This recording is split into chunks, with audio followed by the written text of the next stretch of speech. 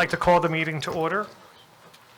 Eileen, would you please read the opening statement? Thank you. Zoning Board of Adjustment meeting, Monday, January 13th, 2020. I hereby declare this meeting of the Howell Township Zoning Board to be open. Adequate notice having been given pursuant to the New Jersey Open Public Meeting Act in the following manner. First, on December 6th, 2019, a copy of said notice was mailed to the Asbury Park Press and the Tri-Town News. Second, on December 6th, 2019, a copy of said notice was hand-delivered to the clerk of the Township of Howell. Third, on December 6th, 2019, said notice was posted in the office of the Zoning Board and on the bulletin board in the Howell Township Municipal Building, 4567 Route 9, Howell Township, New Jersey. In accordance with the Fire Prevention Code and your safety, please be advised that this facility is designed with 2 emergency exits, which are on your right at the front and rear of the meeting room. Furthermore, smoking is not permitted in the municipal building. Please take note that this meeting is being videotaped for possible future broadcast on Howell Township TV 77. This meeting is a judicial proceeding. Any questions or comments must be limited to the issues of what the board may legally consider in reaching their decision, and the decorum must be appropriate to a judicial hearing and must be maintained at all times. Thank you.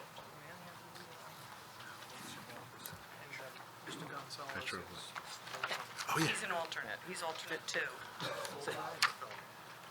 No, full term. Yeah, they're all brand new terms.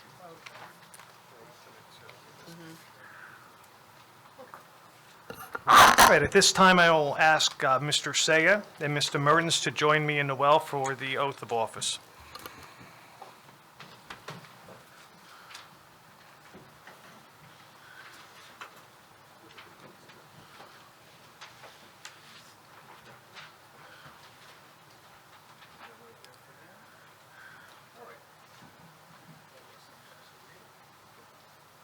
Please raise your right hand, gentlemen. I state your name.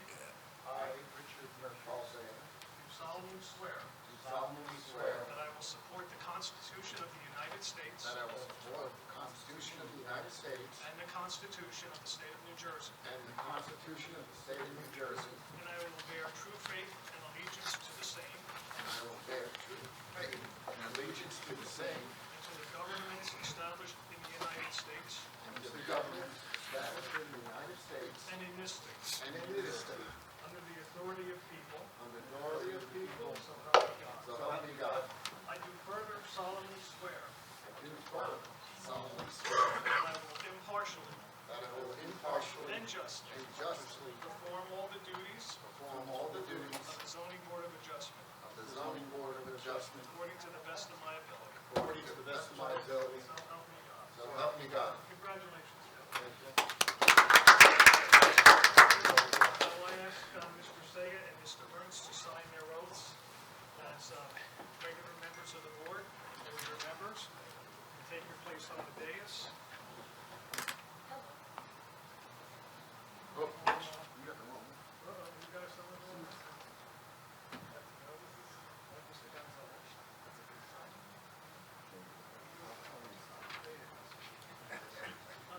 You look so much alike. Okay, thank you very much. Thank you. With that, I'll ask Thank Mr. you. Gonzalez to join me in the well, please, so that I may administer your oath.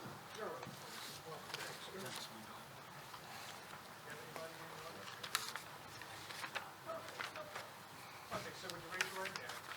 I state your name. Matthew Gonzalez, Do solemnly swear do solemnly swear that I will support the Constitution of the United States that I will support the Constitution of the United States and the Constitution of the State of New Jersey, and the Constitution of the State of New Jersey, and that I will bear true faith and allegiance to the same and that I will bear the true faith and allegiance to the same and to the governments and to the governments established in the United States established in the United States and in this state, and in this state, under the authority of people, under the authority of people, so help me God. so help me God. I do further solemnly swear I do further solemnly swear that I will impartially that I will impartially and justly perform all the duties perform all the duties of the office of zoning board of adjustment of the office of zoning board of adjustment according to the best of my ability. according to the best of my ability. So help me God. So help me God. Congratulations. Thank you. Congratulations. I ask that you step over here and sign your oath of office over that line. And you are the alternate two, I believe, Yes, for a 2-year term. yes. Okay, please take your place on the dais as we will continue with the meeting. Thank you.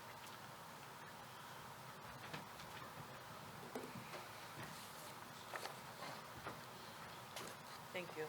Okay, at this time, I'll ask for a roll call. Mr. Hughes? Here. Mr. Mertens? Here. Mr. Moretti was excused. Mr. O'Donnell? Here. Mr. Orozco? Here. Mr. Saya? Here. Mr. Cantor? Here. Mr. Gonzalez? Here. And Chairman Nansen. Here. You have a quorum. Thank you. Will everybody please rise for the Pledge of Allegiance? Sorry, Rich.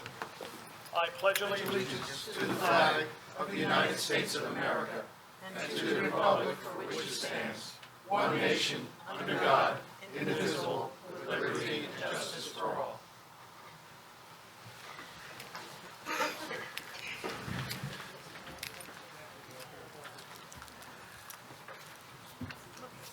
This is the reorganization part of the meeting, and as the attorney for the board, I'm going to call for nominations at this time for chairman. Do we have a nomination for chairman? I'd like to nominate Wendell Nansen. I'd like to second that. Are there any other nominations? Nominations are closed. May we have a vote, please? Mr. Hughes? Yes. Mr. Mertens? Yes. Mr. O'Donnell? Yes. Mr. Orozco? Yes. Mr. Saya? Yes. Mr. Cantor? Yes. And Chairman Nansen. Yes. Motion carries. Congratulations, Mr. Chairman. I'll now turn the meeting over to you. Thank you. Thank you. Thank you, board members. It's my last year, I think. We'll see how it goes. But, thank you for the vote of confidence with that. At this time, can I have a nomination for vice chair? I'd like to nominate Paul Sayer.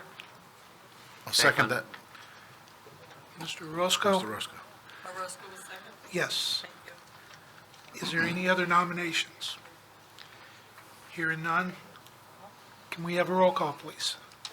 Mr. Hughes? Yes. Mr. Mertens? Yes. Mr. O'Donnell? Yes. Mr. Orozco? Yes. Mr. Saya? Yes. Mr. Cantor? Yes. And Chairman Nansen. Yes. Motion carries. Welcome back.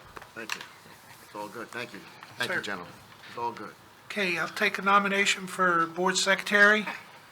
I'd like to nominate Rich Burton. Motion by Mr. O'Donnell. I'll second that. Seconded by Mr. Saya. Any other nominations? Seeing none, can we have a roll call? Mr. Hughes? Yes. Mr. Mertens? Yes. Mr. O'Donnell? Yes. Mr. Orozco? Yes. Mr. Saya? Yes. Mr. Cantor? Yes. Chairman Nansen. Yes, Motion carries. thank you. At this time, I'm going to ask the board members, I don't see why we do.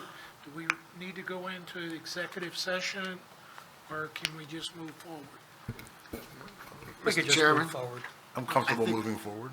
We already have an in-place slate. Okay, I don't see any changes out there. okay, So Then we'll just I move think we forward. move forward as is. okay. I agree. I do Okay. too. Consulting attorney, and I've got to say, there was only one applicant put in for this. but 22 years, but consulting attorney. Ron Tropoli. Ms. Second. Okay, we got a nomination of Ron Tropoli, seconded by Mr. Hughes. Do we have any other nominations? Seeing none, can we have a roll call, please? Mr. Hughes? Yes. Mr. Mertens? Yes. Mr. O'Donnell? Yes. Mr. Orozco? Yes. Mr. Saya? Yes. Mr. Cantor? Yes. And Chairman Nansen. Yes, absolutely. Welcome back, Ron. Thank you, Mr. Chairman, members of the board. It's hard to believe that this is my 22nd year, I believe, as your think board chairman, board attorney. And it's been a pleasure. We've been through some ups and downs, and I always appreciate the faith and trust that you have in my workmanship. And again, I thank you all. Well, we appreciate, and I'm speaking personally here, I appreciate everything you do for the board. Monetarily, everything. You know, I don't think we've had not one resolution that's gone south on us all the way in the courts either. So that's got to speak a lot over the 22 years. So welcome back, sir. Consultant engineer. I'd like to nominate Charles Cunliffe from T&M Associates, please. Nomination by Mr. Hughes. Do I have a second? I'll second. Seconded by Mr. Mertens. Any other nomination? Seeing none, can we have a roll call, please? Mr. Hughes? Yes. Mr. Mertens? Yes. Mr. O'Donnell? Yes. Mr. Orozco? Yes. Mr. Saya? Yes. Mr. Cantor? Yes. Chairman Nansen? Yes. Motion Welcome back, Charlie, and I gotta say, it was kind of iffy to fill Jack's shoes, but I tell you, you've done a very good job at it.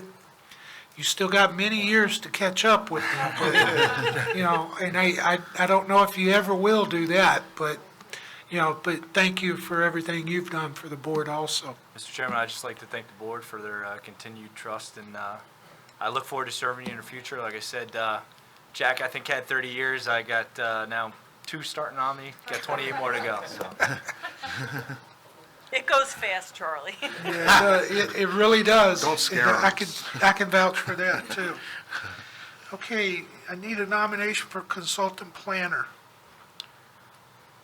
I'd like to nominate Jennifer Beam Second. of Leon S. Akian. Nomination of Jennifer Bean, seconded by Mr. Roscoe. Do we have any further nominations? Seeing none, can we have a roll call, please? Mr. Hughes? Yes. Mr. Mertens? Yes. Mr. O'Donnell? Yes. Mr. Orozco? Yes. Mr. Saya? Yes. Mr. Cantor? Yes. Chairman Nansen? Absolutely, yes. Motion carries. Welcome back, Jen. Again, you know, you've been a absolute asset. That was a big pause. Well, here's what the whole cause was. You left us hanging there I did. a couple of years I did. ago, and, you know, it's been a blessing that you've been back. Well, thank you very You know, much. you're always strong. At every meeting that we have, you're prepared. You know, both you and Charlie are always prepared for the meetings, and I thank you for that. And I tell you, we couldn't have a better professional staff, you know, for this board than what thank we you have very right much. there, including Mr. Howard over there. You know, We you know, didn't forget you, Matt. it's, you know, it's great. It's how it should be. So, Thank you very much. need a nomination for certified tree expert. I'd like to nominate Sherry Spiro from CME Associates. I'd like to second that. Got a nomination by Mr. Mertens, seconded by Mr. Hughes. Any other tree expert nomination? Seeing none, can we have a roll call, please?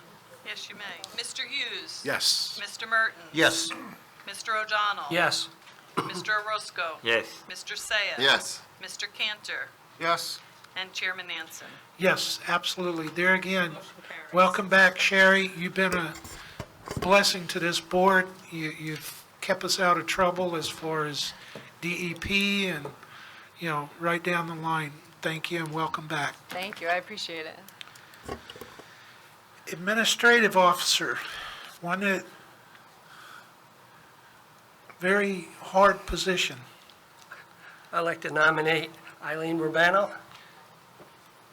I'd like to second that. Okay, nomination by Mr. O'Donnell, seconded by Mr. Hughes. I'm not even asking for any other nominations. Can we have a roll call, please? Mr. Hughes? Yes. Mr. Mertens? Yes. Mr. O'Donnell? Yes. Mr. Orozco? Yes. Mr. Saya? Yes. Mr. Cantor? Yes. And Chairman Nansen? Yes, ma'am. Thank you, Eileen, for everything that you do. You're welcome, it's my pleasure. It was questioned how Barbara Captain's shoes could be filled, but I tell you what, they have been more than filled. I have bigger feet? No, That I means don't you have think smaller so. feet, actually. Maybe. But your baked goods are very good, Yeah, the too. desserts are good, so that's The catering It is side. my pleasure. Welcome back, ma'am. Thank you. Okay, recording secretary. I'd like to nominate Eileen Rabano, please. Okay. Do I have a second? second. Seconded by Mr. Merton. Can we get a roll call, please? Mr. Hughes? Yes. Mr. Mertens? Yes. Mr. O'Donnell? Yes. Mr. Orozco? Yes. Mr. Saya? Yes. Mr. Cantor? Yes. And Chairman Nansen?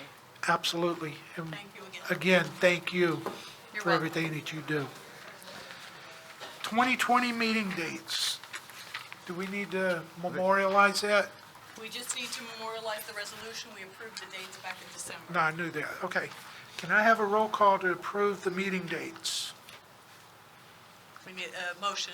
Motion. I'll make a motion to approve, please. Okay. Motion by Mr. Hughes, second. Do I have a second? I'll second.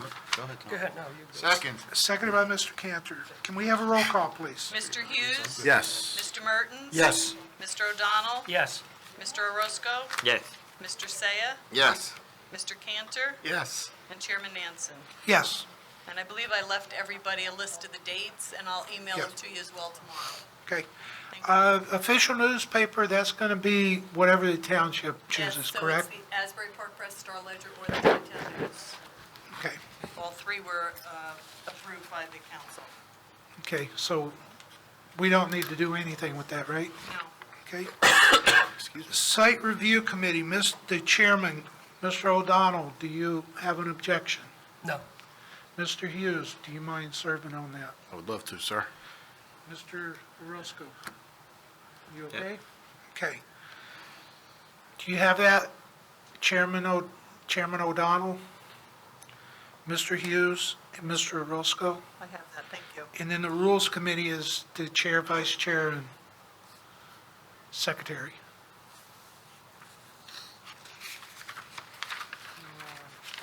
I have that, thank you. Okey-doke. Approval of minutes. There are no minutes this evening. Vouchers, I have no vouchers this evening. correspondence. I do have correspondence. Besides the meeting dates, which I left for everyone, I also left a roster. It Okay. does say 2019 on the top. I want to update it for this year Oh, I had with the new this. members and whoever's been appointed. But if you could all just look at your information and let me know if there's any changes to phone numbers, or if you want to add a cell phone or whatever, so I can get a hold of you when I need you. Okay. And then I will email that once it's updated to all the members as well. I also have a letter from Mike Vidiello. He is the attorney for Secudis Realty, and it's a rather lengthy letter. It's 2 pages. It was sent to the board attorney and to the professionals, and I did email it to the chairman. Basically, he's asking if the board would schedule this for a public hearing at their March 9th meeting, and he's already granted us an extension of time in his last letter. So it's up to the board if they want to talk to the professionals, see where Yeah. it stands, and then we can just schedule it. Charlie, Jen? Yes, sir. Okay. Are we just playing games, or, We've had meetings with them. I know Charlie has met with them twice. okay? And one time I was with them. I met with them once. I think it was, what, Friday? We met with them? Yes, this past Friday. And we went over a lot of things that we expect to see. They recognize the fact that they need to get moving and get the plans in. They had a long back and forth with the DEP over the issues that they have over there. And so I'm confident that within the next month, we should see plans, correct? I would say so. But they met with Charlie before the holidays, and then the two of us on Friday with Okay. their entire professional team, plus Mr. Vidiello, and they recognize, and the applicants as well were with us. They were there, yeah, for. Friday, and they recognize the fact that the board has about had it, and they realize that they have to get moving, so. Okay. Yeah, they have. Matt? That's fine. Hearing progress, I think that's more progress we've had than in the last year plus. So, regular updates, if anything falls apart or we start to see that there's any slowdown in that progress, then we'll take the next steps and maybe open me up to some enforcement. But for now, I'm satisfied with that as long as the rest of the professionals and, of course, the board is. Okay. Ron, as far as the notice, if we put them on the calendar, are they going to notice this time, or? If the board agrees that the matter should be scheduled for March 9th, he'll publish and he'll notice, and that's the date. Okay. It can't be like how they've done before. No. And Mr. Vitiello has also reached out to me on a couple of occasions to update the progress that Jen and Charlie had put on the record tonight. So, I'm cautiously optimistic after hearing what I've heard tonight that they've gotten the message. Okay. And if you recall, and some of the new members of the board, actually, we only have one, we had Mr. Vitiello come here and essentially, beg the board for one final chance. So I'm on board with March 9th. He'll have to publish, and he'll have to notice, and he'll need a new list, of course, for publication. But that's all I have to say, Mr. Chair. Okay. What's the pleasure of the board? Mr. Chairman, over the holiday season, we get the local newspapers delivered on our front driveway, and, the optics on this is not good, right? Right. So I agree with Matt, okay, we'll move forward, but if there's a hiccup along the way that is, not looking favorable to what it is that we anticipate or expect, then we're going to levy the axe on it, that's all. Yeah. Just so the board knows, we're talking internally about trying to fix this issue long before an application is made, long before it's put in this position again, because I agree, the optics aren't good. That falls on me and my staff, and we're going to fix it. Any other comments from the board? No. Okay, so we're going to move forward? Okay. We'll set them up for March 9th with notice. They have to notice it and recertify their notification. I told them I would call him tomorrow, so. Okay, so that case will be on the schedule, March 9th. That's all I have for correspondence. Okay. Mr. Tropoli, you mind swearing in the professionals, please?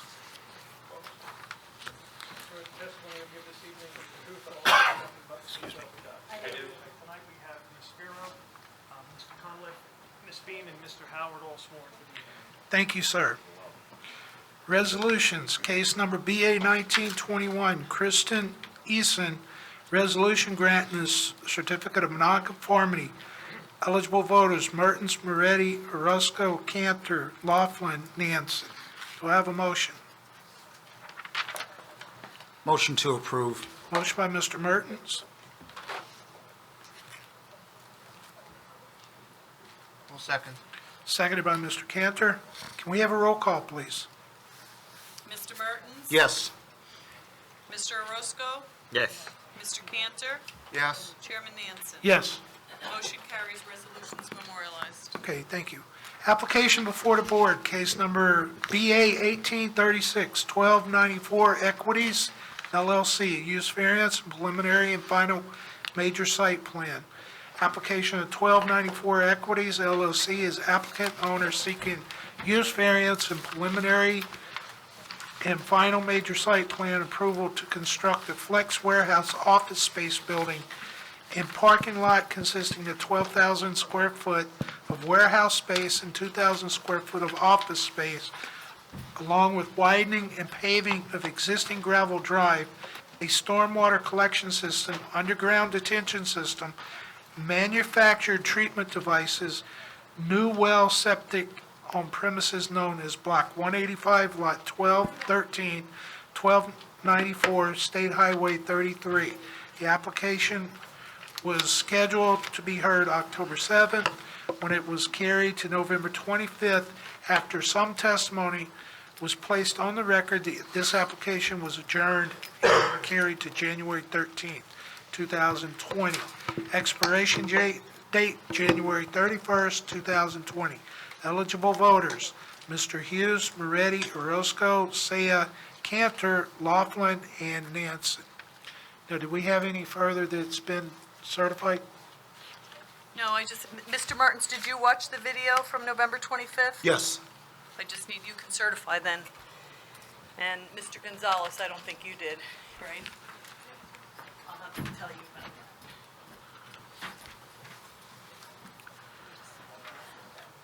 that. So Mr. Mertens is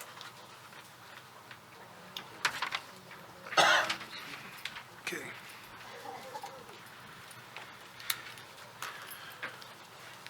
Mr. Alfieri. Good evening, Chairman, members of the board. First, I'd like to congratulate everybody on their reappointments or newly appointed positions. We were here last month, or maybe it was last month, and we put on some substantial testimony. Tonight, I have 4 people to testify. I have the owner applicant, who's going to provide some testimony about the operation. I know that was a big point by the board. They really wanted to hear what the actual operations of the site would be. Mr. Seawald is going to provide some engineering testimony. We made some revisions to the plans to address some of the comments that the board had. Have Mr. Jafola come up, provide additional traffic, and then I'm going to have Ms. Gaffone come up and provide the planning testimony. Okay. So, Want to go ahead and swear the witnesses? I believe everyone, Mr. Chair, with the exception of the owner, was sworn last meeting, and I'll just remind all of those who were previously sworn that they'll remain under oath for this evening's proceeding. And your extra witness will swear your witness in now, and then you can call whomever you wish, in whatever order. You want to come forward? have a seat. Raise your right hand, please.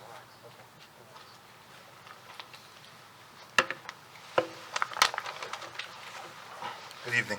Want to, Raise your right hand.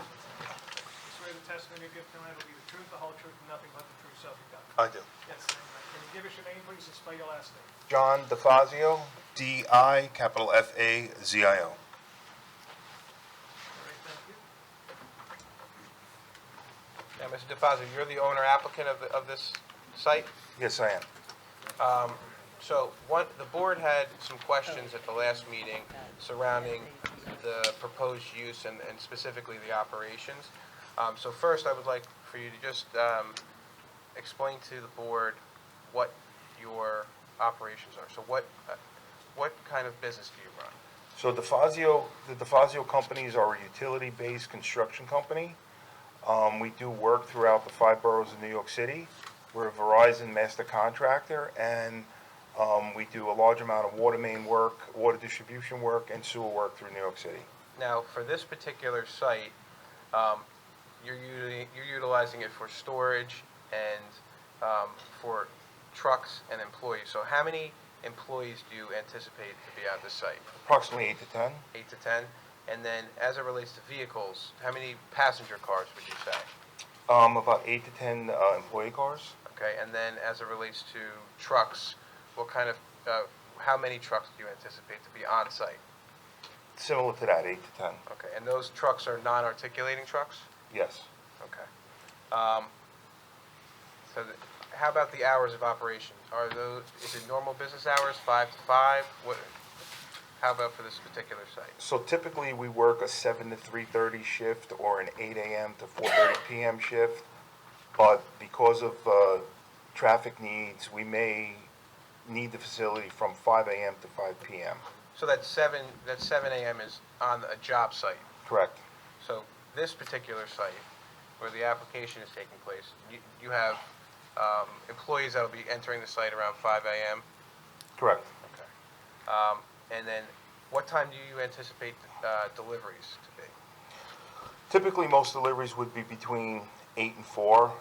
Administrative personnel would start between 8:30 and finish about 5. Okay, and then as it relates to trucks leaving the site to go to your job sites, what time do you usually anticipate them to leave?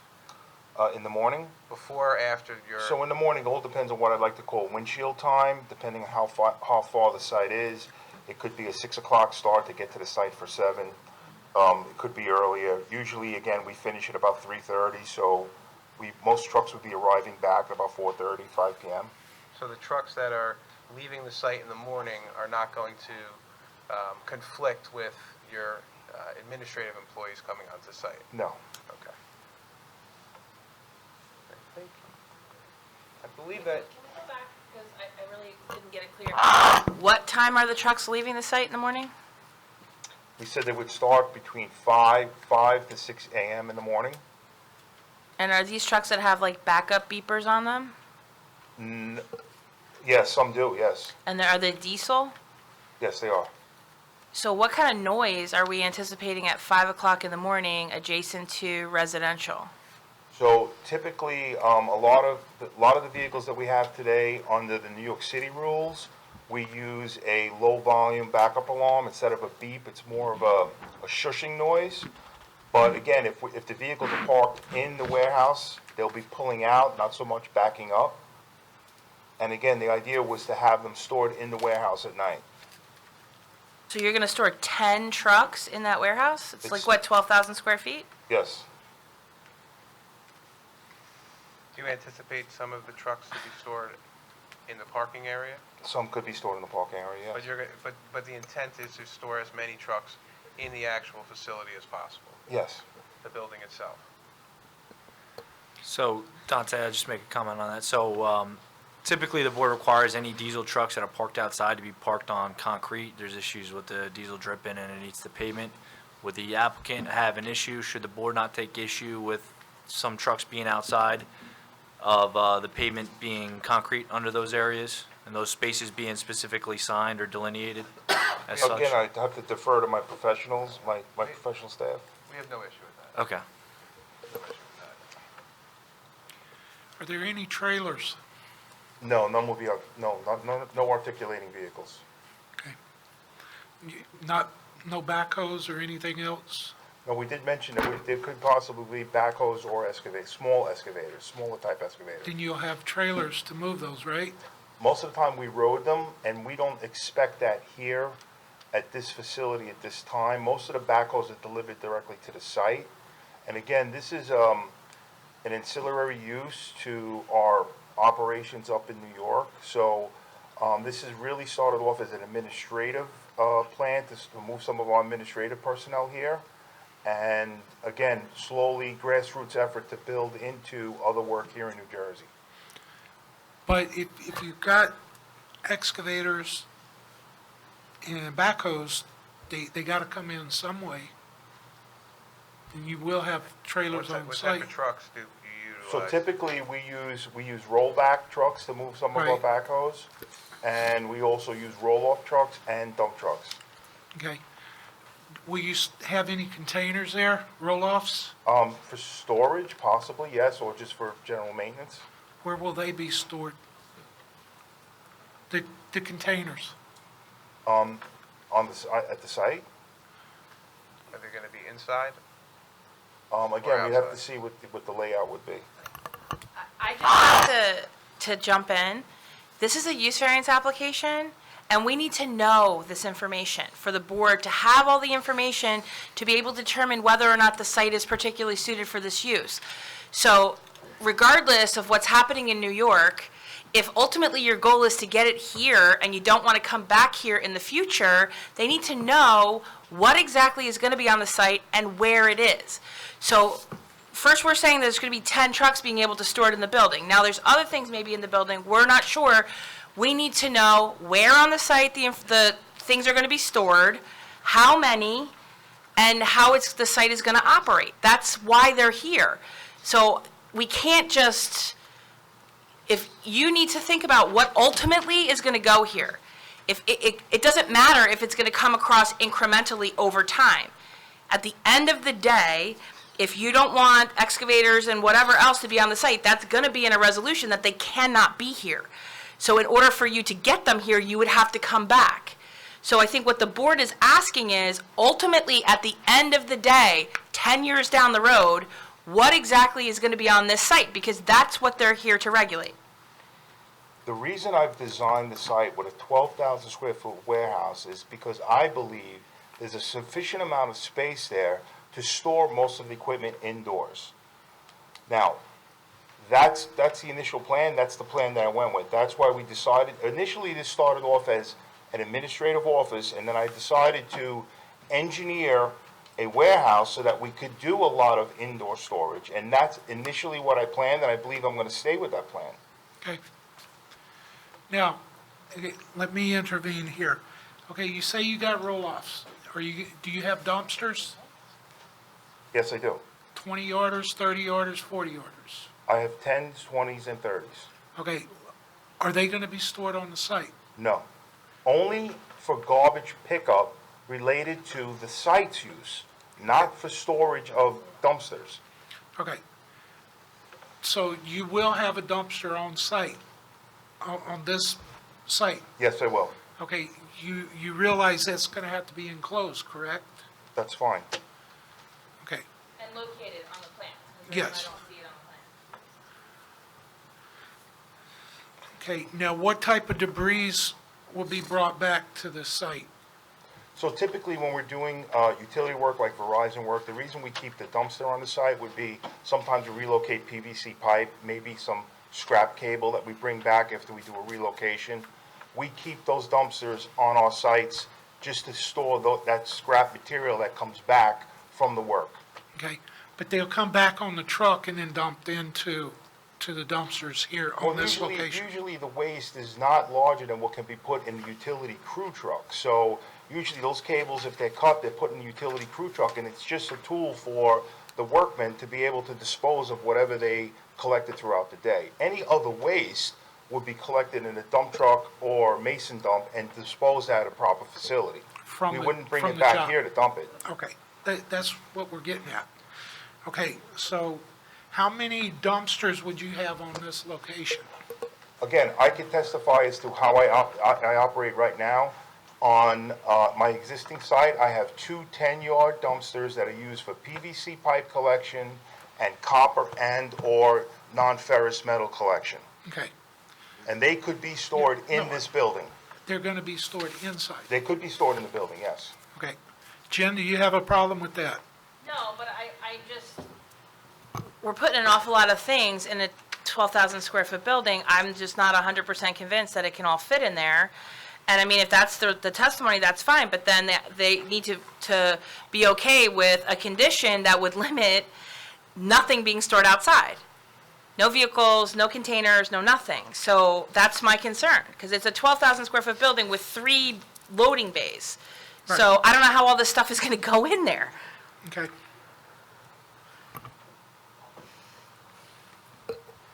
So Dante, just a question for the applicant. So you say there's delivery hours. Are we talking about deliveries for the office use, or are we talking about deliveries of materials in association with the construction operation? Like, you're not getting pipe delivered to a site, or to this site, it's getting directly to the site where it's being installed. You may have some remnants coming back to the site for temporary storage for reuse on future projects, but you're not getting, we're not gonna have, a whole thing of pipe out in the parking lot or, throughout the site. So typically, we order our material delivered directly to the site, and anything that would be brought back would be surplus. And where, that would be stored inside the building? Are you storing it in a parking area? Where Again, would we're that- not talking about a lot of waste. Again, between the two facilities, we operate on over 15 acres in New York, in Staten Island, so a lot of the waste could transfer there. This is really is an alternate hub that's centrally located between the two operations. So would you have an I'm issue? not looking to move the whole operation here. I'm trying to create a second site. Yeah, so my question is going to the fact of kind of what Jim was saying with outdoor storage. Can you manage all this stuff inside the building? You don't have a lot of room other than parking spaces and driveway aisles. I think we just want to make sure, the board might not take issue with this stuff coming back to the site and being stored inside, but if it's outside, then we're losing parking, then we're impacting access, fire access, and things like that. Would you have an issue with agreeing no outside storage? materials. What's that? Of Of materials? Yes. Yes. Okay. I have no issue with materials. And some of your utility crew trucks would be stored outside? Yes. Approximately how many, do you know?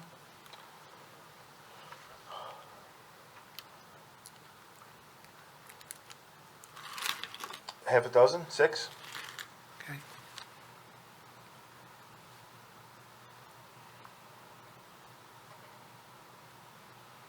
And to Jen's point, she was intimating that we want to make sure that the board understands that if there is some trucks that are going to be stored outside of these utility trucks, how many dump trucks or how many non-articulating trucks do you anticipate would have to be stored outside if there was some, if the interior was, say, Again, I'm capacity? using my current operations as my rule of thumb.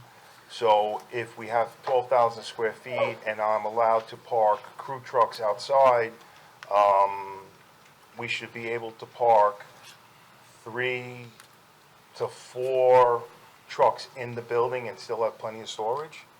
I operate now on an 8,000 square foot building. I know how many trucks I could put there now. Okay. So outside, roughly around 6 trucks. Okay, outdoor, the excavators and stuff, if they come to the yard here, are they gonna be outdoors or indoors? Well, again, we're talking smaller excavators, not greater than, I know, mini excavator. yeah, exactly. mini I know, excavators. but are they gonna be kept outside or would they be inside? Again, I would limit to I would say that the 6 would be some type of utility construction vehicle, whether it be a mini or a crew truck. I could limit that to 6. I don't expect this operation to,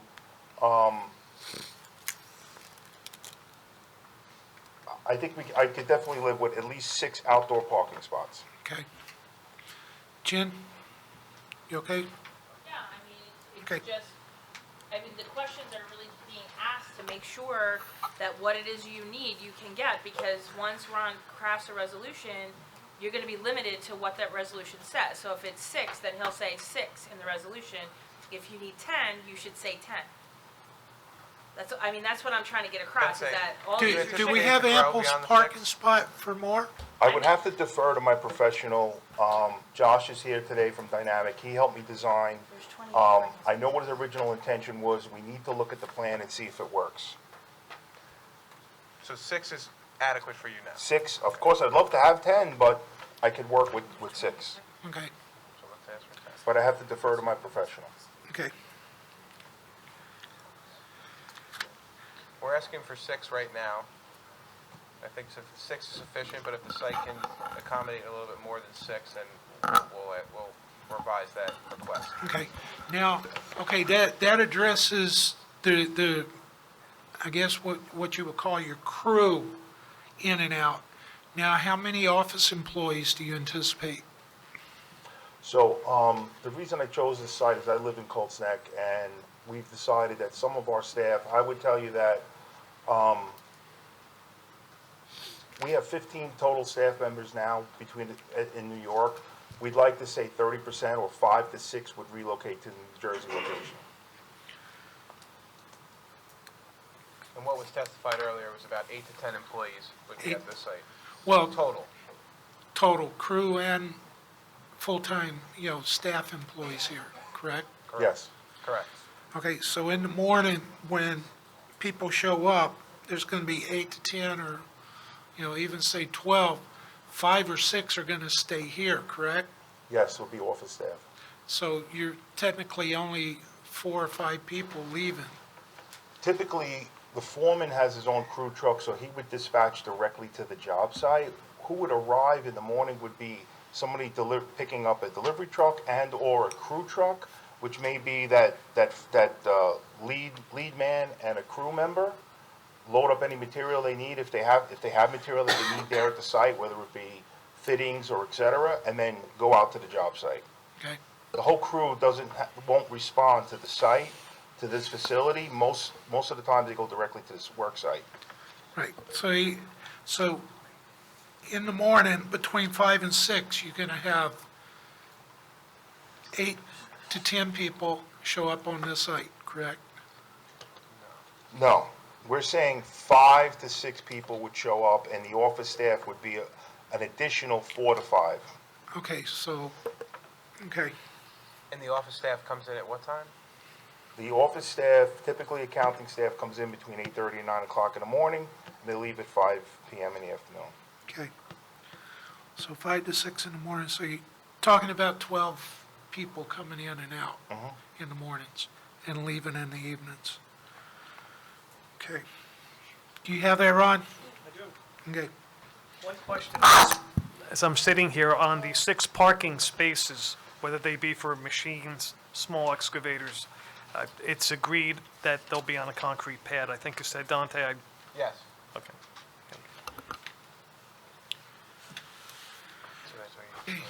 That's fine. Any questions from the board? Well, Mr. Chairman, you know, the backup beeping on the vehicles, of course, you know, that means you're going to back in the vehicles and get them ready so they're pointing out in the morning, so we don't have to hear that going off in the morning, right? Yeah, they'll be backed in at night, correct? Okay. See what I'm saying?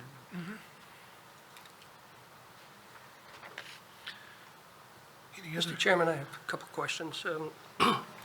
You say you have a 12,000 square foot warehouse and 2,000 square foot office. Are they connected together, so it's a total of 14,000, or is it 2,000 in the 12,000? No, it's 14,000 total. 14,000 total.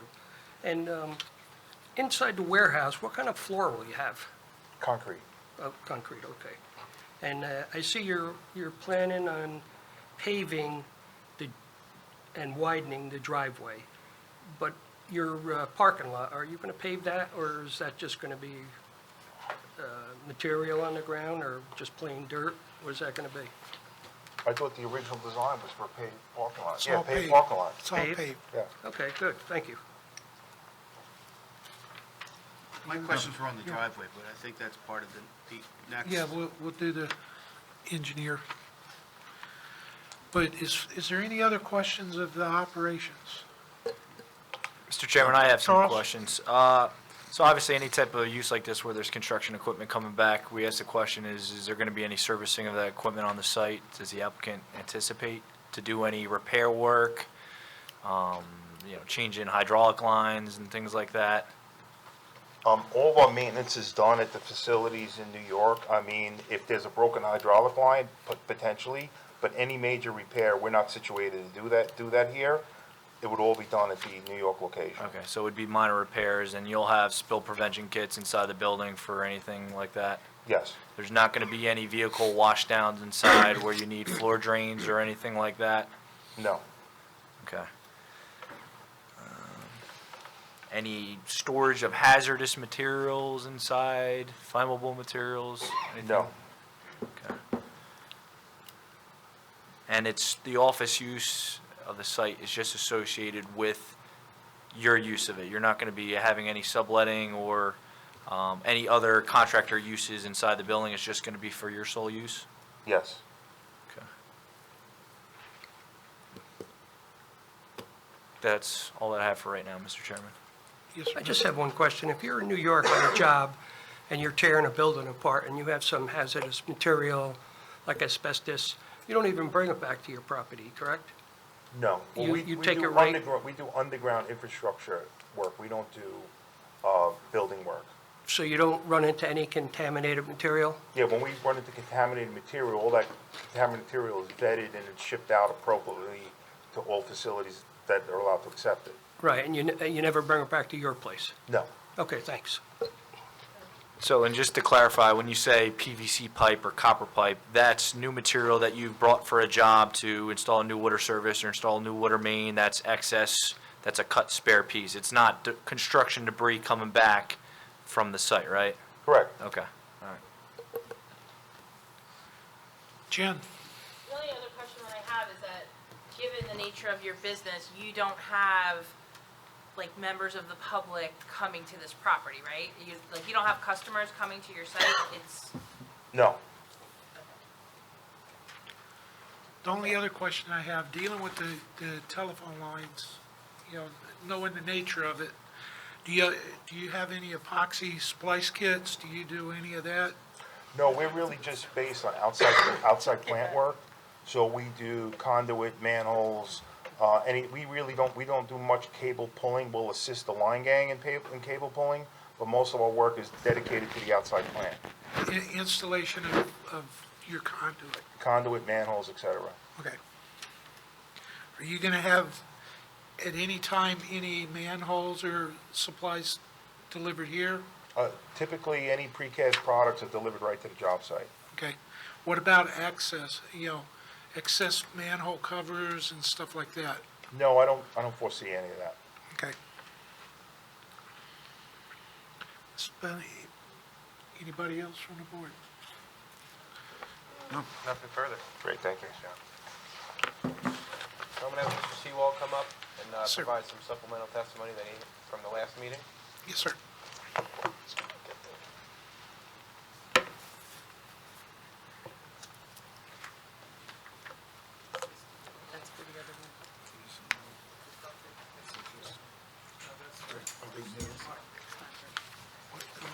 Yeah, they're revised.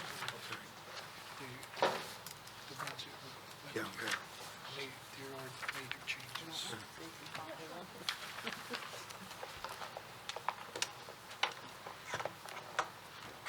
So Josh, from the last meeting, can you please point to the board what adjustments you've made to the plans?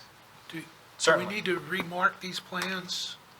This one will mark, that one I don't believe we have to, because that's what was submitted before the hearing Okay. date. Wanna- This is entitled Site Plan Rendering. It was dated January 13th, 2020. It's prepared by my office. This is the site plan overlaid onto the landscape plan and colored for presentation purposes. That's A19. Yeah, that's I'm it. sorry, Josh, what was the date of that? Today's date, the 13th.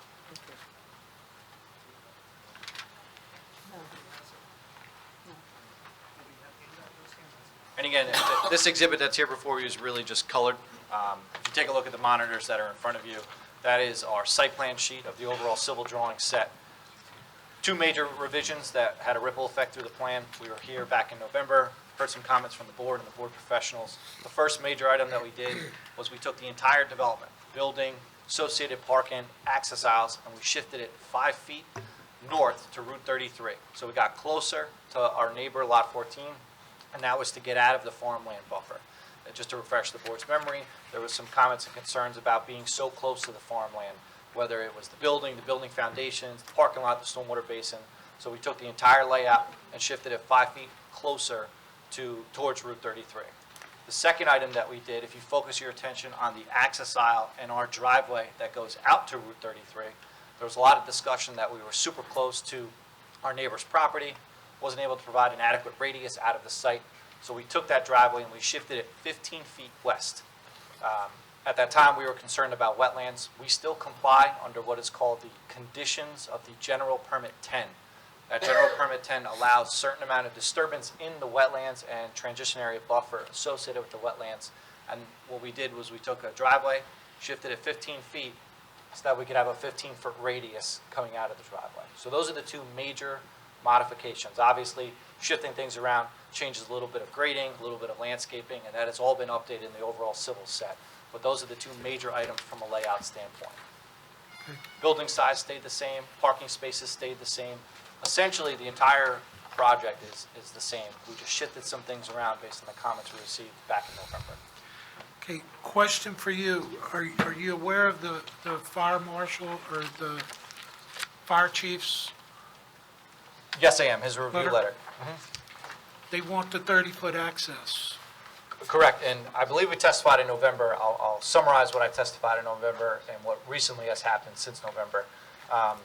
Fire code minimum is 20 feet. I understand your fire marshal looks for 30 feet, but actual fire code requires 20. 24 foot is a pretty standard access aisle that you see in any kind of commercial industrial style development. If I had the room, I would be happy to provide the 30. If we have to make that driveway 24 to 30 feet, I can't go any more east because that was the initial design, right? That was too close to our lot 14 and we didn't have the radius to get out. If I go west, I'm still now going further into the wetlands, and I will not be able to comply with what's called a general permit 10. It would trigger what's called an individual permit with the DEP, and you have to show that you are not negatively impacting the environmental wetlands. So the reason we are not proposing 30 feet is similar to what we discussed in November, is we don't believe that we have the room to guarantee the board that we can get that big of a driveway in this area. So we were able to make the shift and comply with the general permit 10 conditions of the state of New Jersey, get you that 15-foot radius out of the site. I just don't know if I can get the full 30-foot drive aisle. And more importantly, we do show as the last sheet of the overall civil set that the Howell Township fire truck circulates to this site with our driveway. This is still not addressing what the fire chief, in two review letters, he's not bending off of that. Have you had conversations with him? We've been reaching out, yes. Have you spoke with him? We haven't had a sit-down meeting to have this discussion about, there's other things on the site other than just requesting a 30-foot aisle. There are limiting factors to this property. That has nothing to do with, I understand we're here before the board for use variance. Taking the building and the parking lot aside, focusing just on this driveway, there's limiting factors, providing the radius to the east, wetlands to the west. We really are trying to maximize as much as possible. I might be able to get a 25-foot aisle here. I just don't think with the disturbance into the wetlands, I can get a 30-foot drive aisle, in addition to the radiuses that was requested by the board. So, Mr. Chairman, if I could just ask Mr. Seawald. So, it certainly seems you could increase the driveway to the east to get a 30-foot wide driveway aisle. Your issue would be that your radius, your 15-foot on the east side of the driveway, would then extend across your neighbor's frontage. That is correct.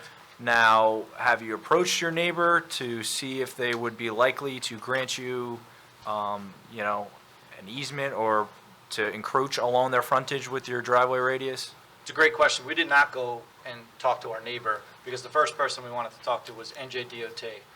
My colleague and partner, Andy, who's our traffic engineer, you're going to hear from shortly, provided DOT correspondence that regardless of what Lot 14 says, they will not allow that based on their standards. So they won't let a driveway go over their frontage. And again, I'm not your professional on that, but my colleague has coordinated and has a response from DOT that says, we already have a waiver, just so the board knows.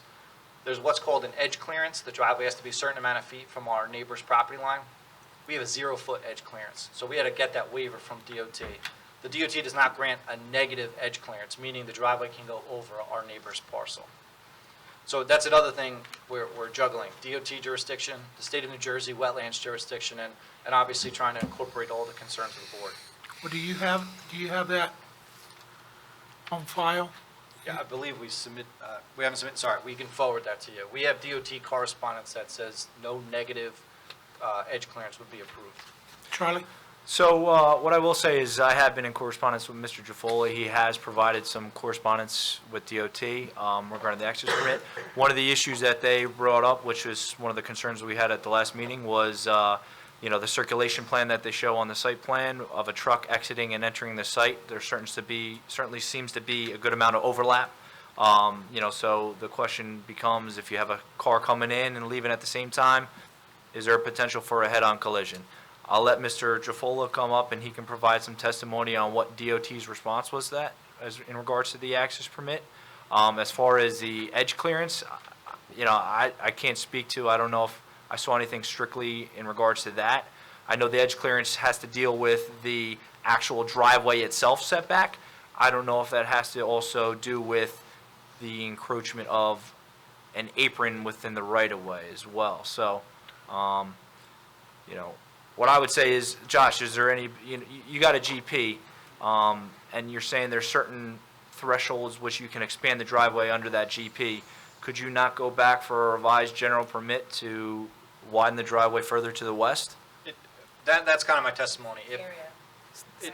It's a limit of disturbance, It's the correct? amount of Yeah. disturbance. Correct. So then So it's- once you expand in the the- driveway for the length, basically the first almost half of the stem of the driveway is adjacent to the wetlands, pretty much? Correct. So if you take a look at the plan, there's a list of, correct, thank you so much. There's a list of flags, it's called B. That is the wetlands to the west. Everything inside of that is in the transition area buffer. We're already disturbing all of the buffer and going into the wetlands. The more I go into the wetlands, the total disturbance exceeds that minimum. Like I testified to, it might be able to increase to 25 feet, maybe 26.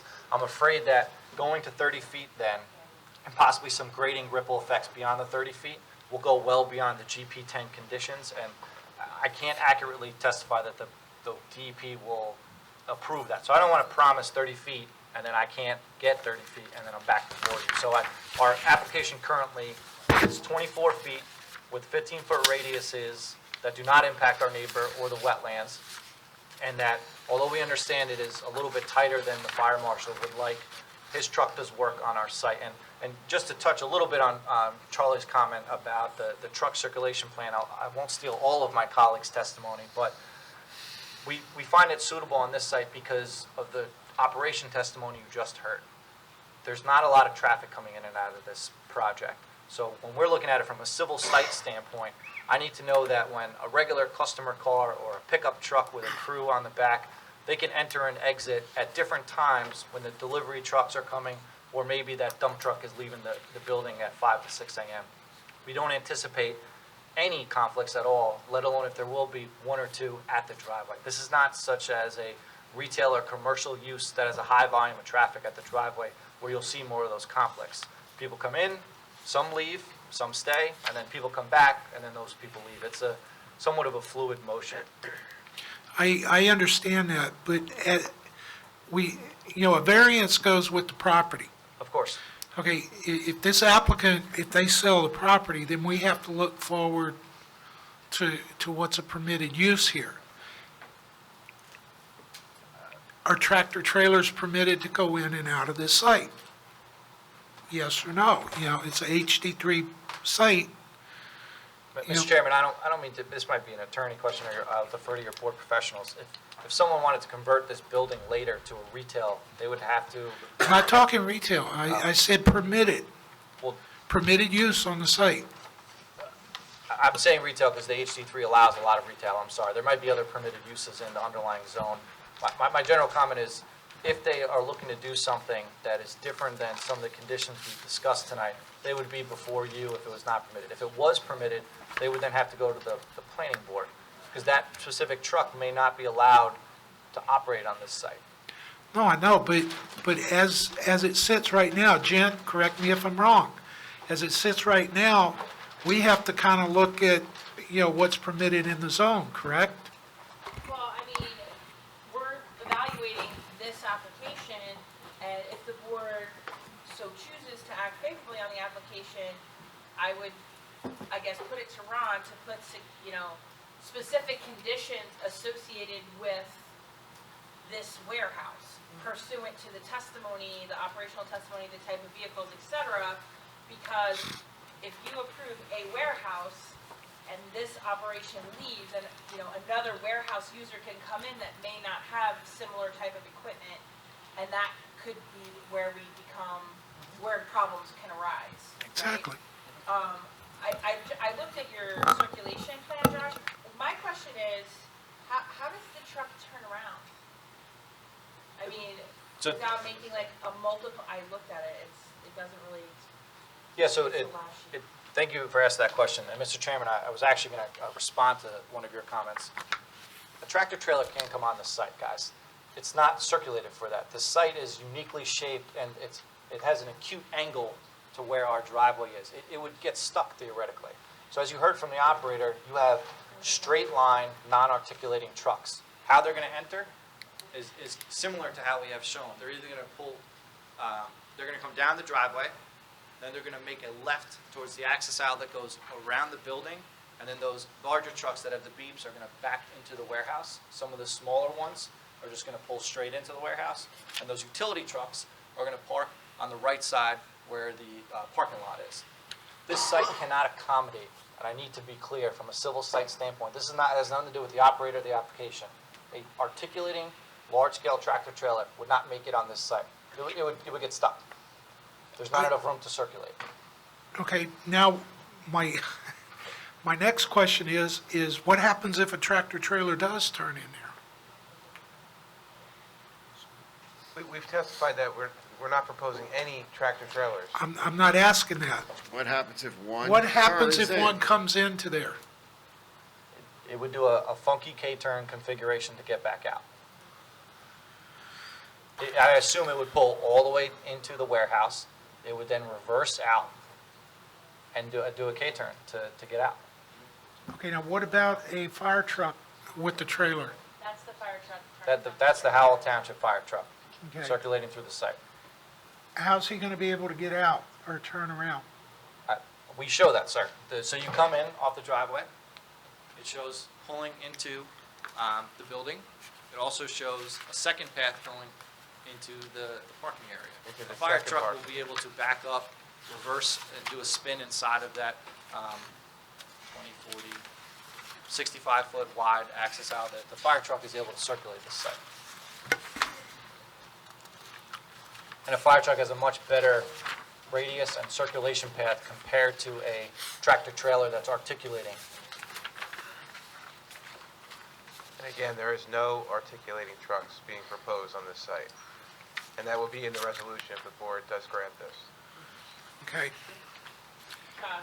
Yes. Along those lines, I would just suggest that when you're delineating the area where the construction vehicles are going to be stored, you keep in mind this, It's fire truck the circulation. circulation, because it's tight. I see that it works, and you're still within the parking area. I mean, it's a pretty big turnaround, like back up to back into the warehouse. Am I reading that right? So it's going to come all the way in and then back up, so it's kind of backed into the loading area? That's correct. And then it can head face Correct. out? Because we don't want it to back up into 33. Right. So I just want you to be careful when you're delineating the area where the construction vehicles are going to be stored, because I would assume, and I don't know for a fact, that it's probably a little bit longer than a typical passenger car, and how that could potentially impact this circulation. You know what I'm saying? Definitely. So I would assume that they would probably be those parking spaces that are like up along the farmland buffer, closest to the warehouse loading area, but I'm not sure where you would put that, if that's the area that you're thinking about, but it seems like that would be the less impacted by this turning template. And again, the turning template, just so the board is aware, is to show that the truck can get to all different areas. If there were an actual fire, that truck, I don't believe, would actually go all the way down that they're parking way under. area due to building collapse zone requirements and other features that we can get technically involved in. We show it, though, to show that it could get to all parts of the property. But I do agree with you, Jen. It's tight. I got a question, just in general. Why not pave the area like where he's pointing? I mean, you're way under on your coverage. You're like half. And We could pave that. it could open up the circulation, especially for the trucks, Yeah, we can and give absolutely a do that. little wider area. I mean, I understand the width along like the wetlands area, but because you're at like 30% coverage, 31%, and you're allowed to be up to 70%, you know, instead of making that unusual movement, why not just Back up. square it off? We could do that. And then that would help with the circulation. That's a I good agree. recommendation. We could definitely do that. It was actually Matt's idea. I don't want to take credit for it. I'm just articulating it, but it was his idea. But I think that would help you, because it's super tight on that backup. So, and Josh, just to clarify, so the permit you have right now is just a general permit for it. So if the board were to require, the fire bureau were to require you to get 30-foot wide and it had to go west, it would then kick it into an individual permit that would be required? Correct. And that is more work involved, mitigation, the fee is more involved with that? I wouldn't even discuss the financial burden. When you get triggered into an individual permit, a subjective stroke of the brush comes through with the DEP. We call a general permit over-the-counter permit. You don't need a prescription for it. You meet the conditions set for by the state, and it's a guaranteed permit.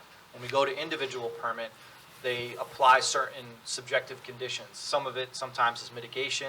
Are there off-site banks available for us to offset? And sometimes the answer is simply no. Your commercial development is negatively impacting our high-value ecological wetlands. That you cannot do that. So it's not an individual permit, could not be seeked.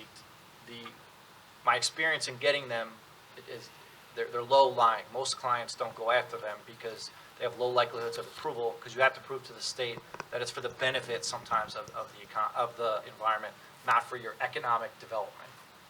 So they are sought after all the time, but we are looking to seek the general permit because we know that we can get a permit for it. Typically, they're on a larger scale project. Much, with a lot more land available. You're usually doing mitigation credits, or you're cleaning up invasive species on dozens and dozens of acres. You don't typically see it on less than 2 acres. Plus, you would have to do an alternatives analysis, including a no-build. There's a lot that we typically don't get involved with on the scope of a project. So, Mr. Chairman, and I assume Mr. Jafolo will probably put some testimony on it too. So I would just say, to echo what Jen said with regarding the use, I think that the language needs to be very specific, should the board rule favorably on it, as to like the types of vehicles and the type of use. This is not a general warehouse, it's more of a contractor's warehouse, flex space. So we want to be very specific to the types of vehicles and then the hours of operation. Obviously, they said their employees arrive from 5 to 6, and then no vehicles actually leave until 6 to 7. It's not like it's a like a standard warehouse where box trucks are coming in and out and arriving and departing at the same time. So should the board rule favorably, we just need to be very specific with that. And then that way, it would put it, if the property is sold, it puts it back before this board, correct? Sorry, what was that again? If it's a warehouse to a warehouse, probably not. No, but if it specifically states contractors, that's what I'm saying. What's permitted at a warehouse, It's pretty broad. exactly. And if this goes from warehouse to warehouse, or flex space to flex space, what do we do? The circulation's not gonna handle To it. some degree, warehouse to warehouse is a permitted change for the future. We have a lot of other conditions, though. The outside storage, the parking, the number of vehicles, any one of those will trip up a new applicant coming in. It'll be an expansion. They'll be right back here. Yeah, but what about the size of the trucks? That too. I mean, if It's that, gonna- especially with that's the then they'll be articulating back truck. here. Absolutely. So all those conditions could trigger a D2 or a new one. Does your access permit limit the size of the vehicle that can come into the site? I mean, I know you're not the traffic engineer, but I'm just curious. No, it's okay. We help design the DOT access drawings Right. that are referenced off of these plans, and they see the truck circulation. So there's not a list that DOT approves, but they see the truck that we're running on site. So they're approving the truck circulation plan or the fire truck. They would not say approve an articulating tractor trailer because they don't see it on the plan. Do you have your access permit, or are you still in the process of obtaining it? That's a question for Mr. Trevolo. Okay. I would just throw this out there, because I know he's probably coming up after you. Yes. Is there an ability to provide signage on 33 that prohibits tractor trailers from entering the site, or, you know what I mean? Because once you get in, it's going to be problematic to get out, and I know that falls within their jurisdiction, but something that would indicate that, as you said, the site is not appropriate for a tractor trailer, and, if somebody goes in there and those parking spaces are full of vehicles and other things, it's going to be very difficult to get that truck out of there. It's another great recommendation. I'll let Mr. Javola talk about the Route 33 right away. If for some reason Mr. Javola says the DOT will not permit that, I'd be happy to provide a wayfinding sign right at the edge of our property in accordance with what your professionals would approve, because on property that is in Howell, they would be able to provide that sign. So if DOT does not approve it, I'll put it right there at the driveway I entrance. think that would alleviate a lot of concerns that the board would have with respect to the vehicles entering and exiting the site. Okay. Another good recommendation. And Mr. Howard, can you just confirm for the board, warehouse to warehouse, you're correct, would maybe trigger coming here, but their certificate of occupancy for a new tenant that comes in, does it cross the land use and the zoning department? Yes, it does. So, Mr. Chairman, if for some reason the applicant sells or tries to bring in another tenant, who knows, whatever construction, when that application comes in, even for a certificate of occupancy, it crosses crosses Mr. Howard's desk, so. No, I know they'll that, I just want it on the, I want a clear-cut record. Absolutely. I want it on Okay. the record. We all know that way if 10 years down the road, somebody comes along, Yeah, we have a record of it. okay.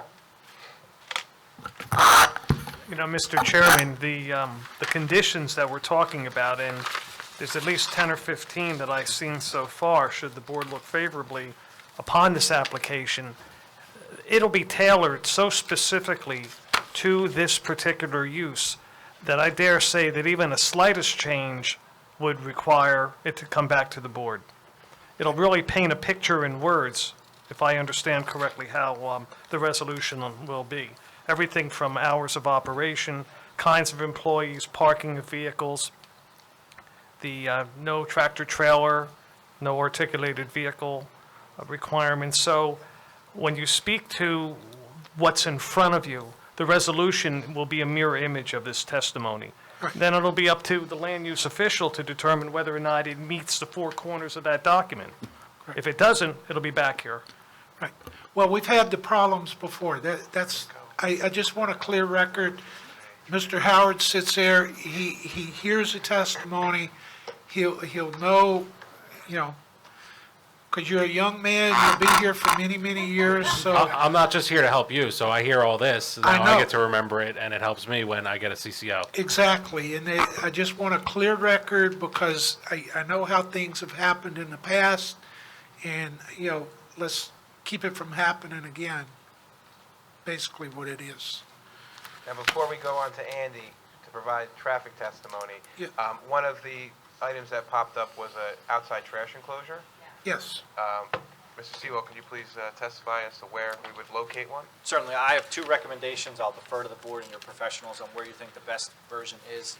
The first, overall, we have 28 parking spaces on site, whereas 10 are only required. And as you've heard from the applicant, even with 8 to 10 employees or the 6 trucks, we're still way overparked, I would say, from what your ordinance allows. So we could lose 2 spaces or 3 spaces pretty easily to provide this enclosure. But if you're putting connexes there, outside storage, you know, where are you going to put those? I think the testimony of the applicant was that he doesn't have major storage on site. A lot of times it's remnants of the job, not so much, or you say kind of, so you're talking about Containers. the containers? So Yeah. a 10-yard container will fit within 1 parking space.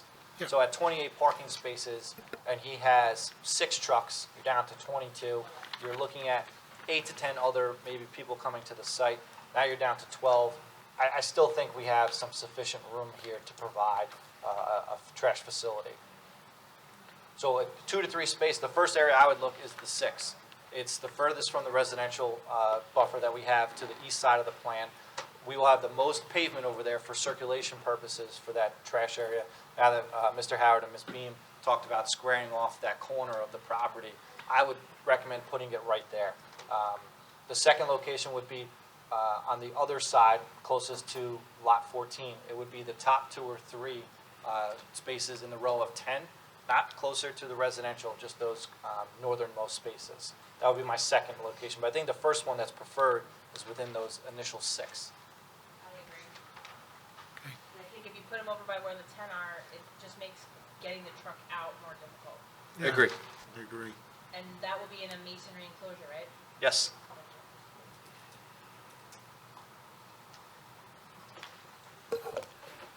Mr. Chairman, if I could just clarify too, so obviously the site shifting 5 feet to the north required some grading changes. Josh, there's now a retaining wall proposed along the northern property line, That is correct. and that's got a 0-foot setback.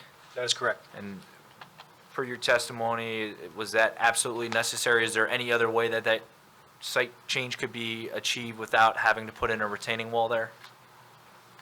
I don't think so. We typically, I could get you a 1, maybe 1.5 foot setback if the board is so inclined. Essentially, where our driveway comes around the corner of our building, now that we're at 5.5 feet of that curb to our lot 14 property line, we put the landscape wall, it's about 1.5 to 3 feet max on the property line, so that we have some space between the retaining wall and the edge of our curb for a little bit of landscaping and honestly for structural reasons to get the wall away from the access aisle. Could I move it closer and get 1 or 2 feet? Absolutely. I think, though, there's more benefits to having it on the property line with some more on-site landscaping. So I just want to point it out that it is a waiver relief. You know, it's a 5-foot minimum setback that's required. They're proposing 0 feet. Obviously, it looks like with the site change, it is necessitated by the, you know, the grading and everything like that. What's the height, what's the height of the wall? 1.5 to 3 feet. So it'll be a landscape block wall. There won't even essentially be geogrid. It'll just be what you sometimes see in your front landscaping. A couple island blocks, some stone base, stone back, and it works its way up. So, and Josh, it's only 3 feet at the center of the wall, and then it goes down to Tapers 1.5 at Correct. the edges, right? Okay. And then another clarification that I just want to put on there. So, they do still require relief from the farmland buffer because there is still some grading that's required in the buffer. Obviously, that's going to be restored with grass and then vegetation, and I think the applicant already agreed, obviously, that they would not mow that grass in that area. So I just wanted to point it out for the board's clarification.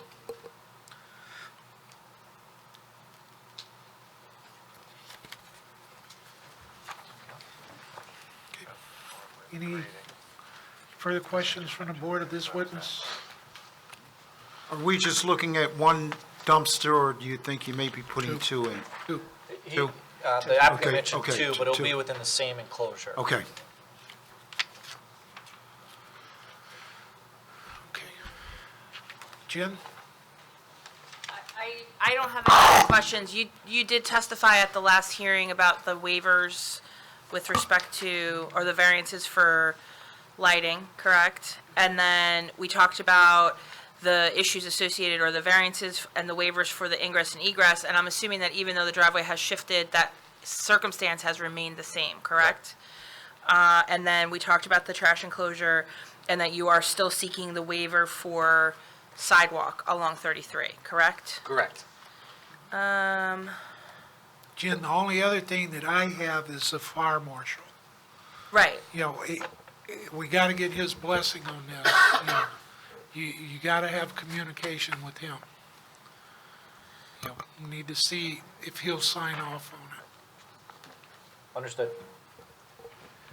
So, and then, Mr. Chairman, just a couple final things. So, obviously, there was a fire marshal comment about the sprinklers. We obviously said that that's a building and, you know, construction department issue.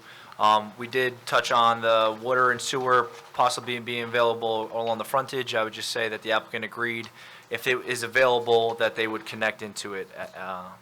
You know, there's no change to that, Josh, right? No, Okay. again, And then- like the prior testimony, we would prefer to connect. Okay, and then with the sidewalk along the frontage, if the board's going to grant the waiver, the ordinance has been revised. It's now, they have to make a contribution to the pedestrian safety fund, the sidewalk fund. There's no issue with that? No. Okay.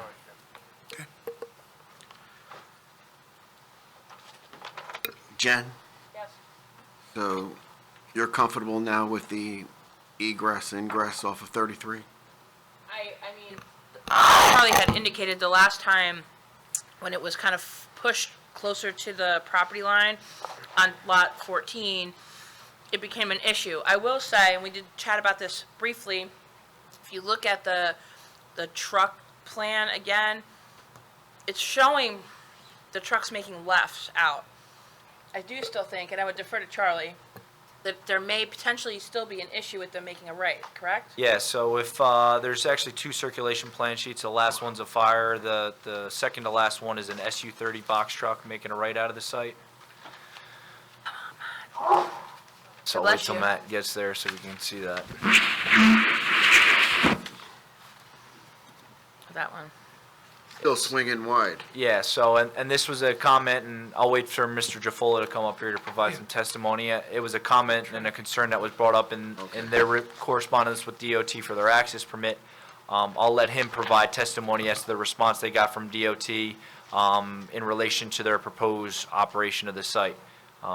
It goes to the fact of, you know, is this a general warehouse where box trucks are coming in and out all times of the day? Or is it more specific to this user's operations on the site with regards to employees coming 5 to 6 and then vehicles leaving thereafter? So I'll let Mr. Jafola put testimony onto that.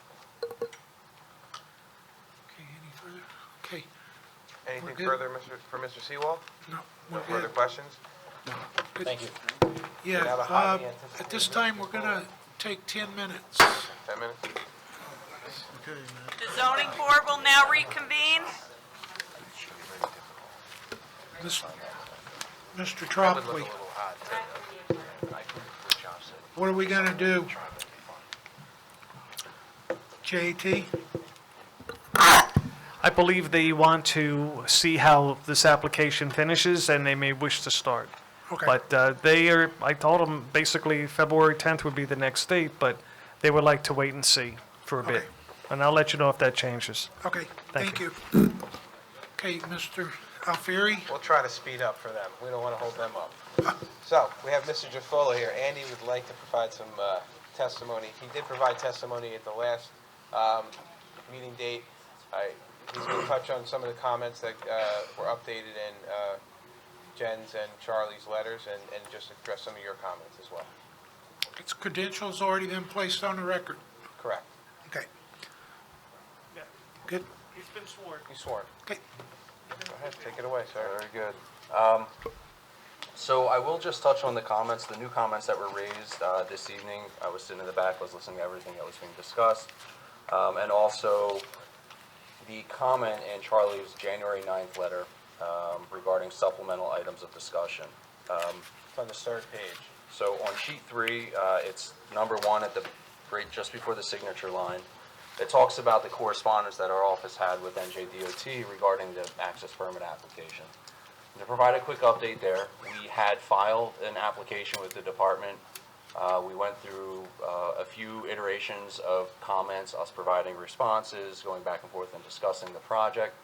And we brought the project to a location where they were ready to issue a permit, and they continue to be ready to issue a permit. However, because this project involves 2 lots that will be consolidated, we need one of 2 things to move the project forward. One would be a resolution of approval from this board, or a deed showing the lots consolidated with the new block and lot number. So DOT, for all, they have completed their technical review. They're ready to grant a permit. Really, if this board would act favorably, we would go ahead and conclude that. But the technical review is complete up until what you have seen today. So with this change, the change, what Josh discussed, is to provide the 15-foot radius and shift the driveway to the west. We will need to resubmit this to the department to show the new driveway location, the dimensions that we're now proposing. I don't anticipate any issues with DOT on this new driveway shift. I think it's a positive relative to what was previously being proposed. So all things equal, we're just moving the driveway to the west. I don't anticipate any problems, so we will get to that position soon.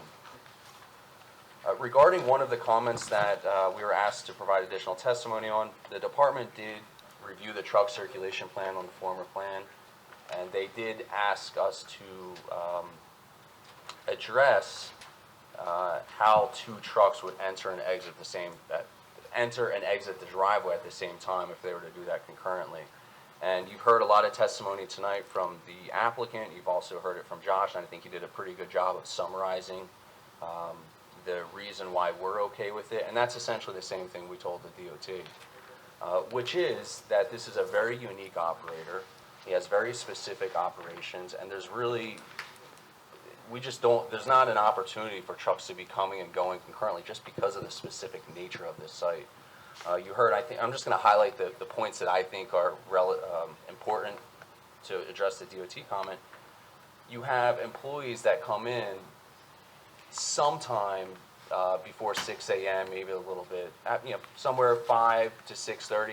The point is those employees need to arrive to the site, get in their work vehicle, and they need to be on site, wherever that site may be in New Jersey, by 7 a.m., which means they have left the site long before 7 a.m., long before the rush hour of Route 33 and the very intense operations that we see on 33. So you have that site-based employees associated with the site. They've come and they've gone long before Route 33 gets busy. And you have them coming, and then those same people are leaving. So there's very limited opportunity for overlap there. Then you have the administrative staff, 5 to 6 employees that would be coming somewhere between 8:30 and 9 is what the applicant provided testimony to. It's a very limited number of employees, and those are people that would be expected to be in their personal vehicles. They're not going to be in any kind of work truck or any larger vehicle. And so just to be clear and put it on the record, 2 personal vehicles, regular vehicles, even as large as just a pickup truck, they can come and go to the site freely. There is no overlap with the trucks or with the vehicle circulation there. Coming back in the afternoon, you have a work vehicle that's going to come back. The testimony was the shift usually ends at 3 o'clock. So if they're leaving their site at 3 o'clock, they might be getting back anywhere between, call it 3:30 and 5. So the way that this specific site is tailored with the number of employees, the way vehicles are dropped off in the morning and picked up and leaving, it's not a situation where we see trucks coming and going concurrently, and that's why we're comfortable with it. We explained all of that to NJDOT in writing, so it is in the email correspondence that was reviewed by TNM, and they agreed, and they did not express any further concern with the driveway, and based on that response, that was the last remaining comment, they're ready to issue a permit. Charlie? So what I'll say, Mr. Chairman, I don't take any exception to Mr. Jafolo's testimony on that. I looked at the correspondence. That seems to be an accurate characterization of it. What I will say is DOT, in matters like this, have jurisdiction on the method of ingress and egress from the site. They put specific testimony in regards to the operation of the site and the operation of this user. I think we've already stated very clearly that the resolution will be very particular as to this is a contractor's warehouse, contractor's flex warehouse with no articulated vehicles, limited trucks of the SU-30 type nature. The hours of operation, only employees coming in 5 to 6, trucks leaving thereafter, and then the office of personnel coming in thereafter.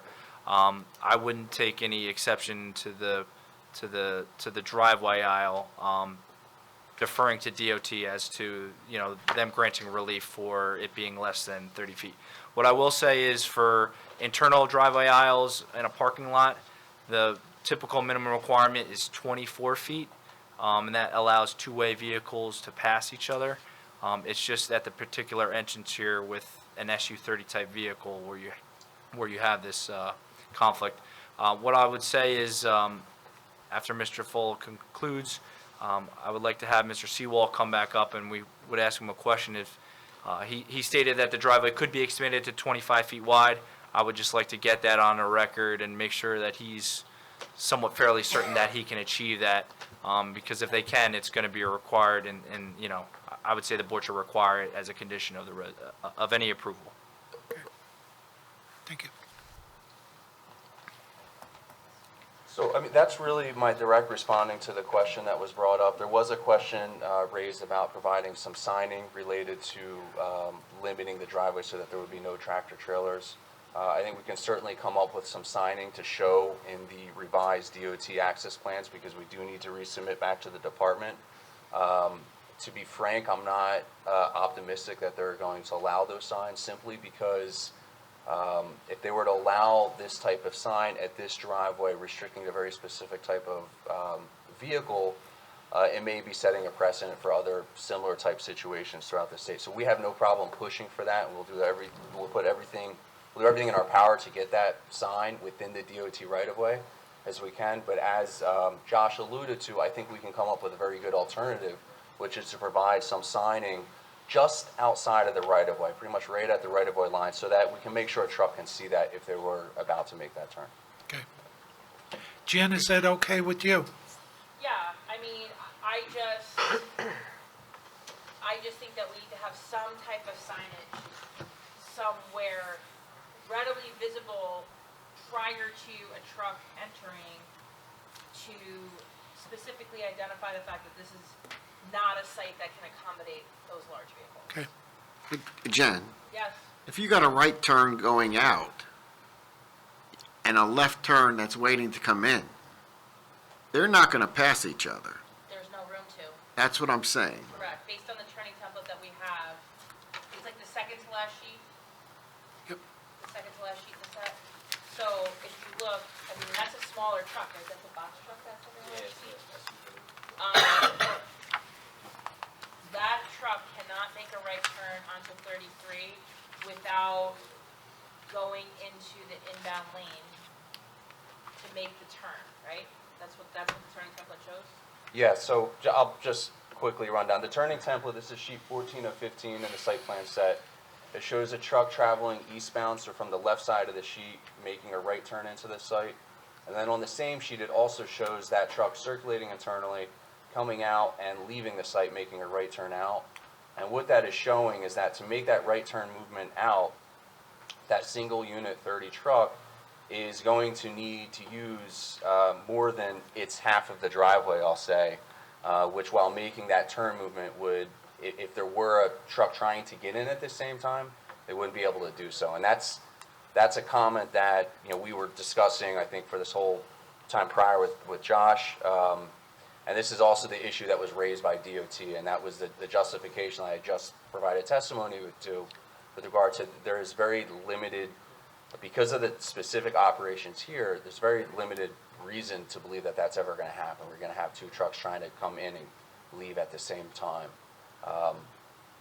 So that is what that truck circulation shows. So we don't anticipate there to be a conflict because the trucks leaving in the morning are not going to be conflicting with trucks entering the site because there aren't trucks entering the site at the same time. And then in the afternoon, it's trucks returning and not additional trucks leaving. So If there's a guest that's wanting to make a left turn and someone's making a right turn, you can see with the amount of traffic that is on 33, the problem that is going to occur, right? It's going to bunch up. I mean, like, let's take the example where the drivers of the trucks are coming in earlier, right? Like 5 a.m., and the trucks are leaving at some point after that, correct? Assume an office worker is coming in at the same time one of those trucks is trying to leave. There's a conflict point, which is basically right at the entrance of the driveway on 33, correct? So, you know, what is the sight distance where the car would know that they're going to have to wait? Like, we don't want cars queuing on 33 waiting to enter the site, especially in the morning, because 33 is very busy in the morning. And, you know, this site is not super far from, like, the 33, 34 flyover. So it's just, I just don't want a circumstance where, based upon the geometry of that entrance, we're going to see cars, trucks, et cetera, queuing on 33, waiting to enter. Based on the traffic volumes that we've looked at and the site operations for this user, I don't see that as something. Could it happen? Absolutely, right? You're providing a theoretical situation for someone sitting at the drive when someone to make a left in, and if that happens, that person on Route 33 would likely have to sit on 33 waiting to make the left until that person come out late. This is if it could happen. I just want to, a lot of stuff we look at in traffic isn't necessarily if it'll happen in the absolute. If you were to design everything in traffic, like if it's going to happen in the absolute, probably wouldn't be able to design anything. You design things on the probability and the likelihood of those things happening on a regular basis that's going to impact this site and this highway on a regular basis. And so when I provide the background on the operations, you know, that's where I think it's very important to understand that the likelihood and the probability of that happening is very low based on the operations of this site. And that's what we explained to DOT, and that's why they have the same level of comfort. So Jen, Yes, sir. you know, understand, you know, the testimony and DOT, but we know what 33 is like, right? So aside from that, so no left turns into the property then? I mean, I don't know, and I don't know, that's our jurisdiction, right? I mean, that's, DOT controls the access, and you have the access permit, I'm sorry, you have it, or it's like We basically, we need this board to act to be able to finalize it because the lots are being consolidated. They need proof that it's happening. They don't want to grant the permit if the consolidation doesn't go through because this board doesn't. So I totally understand your concern, and it is concerning to me as well, given the volume on 33. And I guess when you looked at the traffic, the distribution of traffic and the volume, did you take into consideration the construction project that's going on up the road, which is a senior development? And then I think the planning board also approved another senior development at the intersection of Colts Neck Road where that Farmer Brown's driving range is, which is a considerable number of homes in close proximity to that. And was that included in like your background analysis of the traffic on 33? Because I mean, the one project, the toll project, that's under construction, and it is moving along very quickly. The other one I don't think has broken ground yet, but it does have their approval. So those two projects are very soon going to be completed, and those vehicles are going to be on 33, I would say in advance, if the board acts favorably, in advance of this project. So that would, those cars will already be on the road, and how that impacts this driveway? Sure. Yes, so we heard concerns from the board last meeting. The K-Hop the project on Farmer Brown's Golf Center, I think K-Hop, 111 age-restricted single-family homes. The Toll Brothers project, which is what you referred to as being currently under construction, it's 154 age-restricted units. So we did, I took those into account, and you know, what I'll say to that is, yes, they're going to add traffic. And to be specific, assuming that 50% of that traffic passes this site, which I think is a fair assumption, it's going to add about 50 to 60 vehicles across this driveway. After that is fully constructed and occupied. Just one thing to keep in mind with age-restricted units, especially as it relates to this project, is when they typically will generate traffic. So those peaks do not coincide with each other. So I touched on this at the last meeting, and I'll just touch on it again here. When we conducted this analysis for this site, we looked at this as a warehouse and office use, much in the same way that this board is concerned with this site becoming a typical warehouse and office use. So that means the trip generation, the times that they're coming to the site is more aligned with typical employee flows on the adjacent street system. You know, the K-Hop and the Toll Brothers projects, they fall in line with that same premise where their peak hours of traffic are going to be falling inside those peak hours, if not a little bit later. The traffic associated with this site is going to be coming and going to the site, albeit the 5 to 6 employees are coming during the peak hours.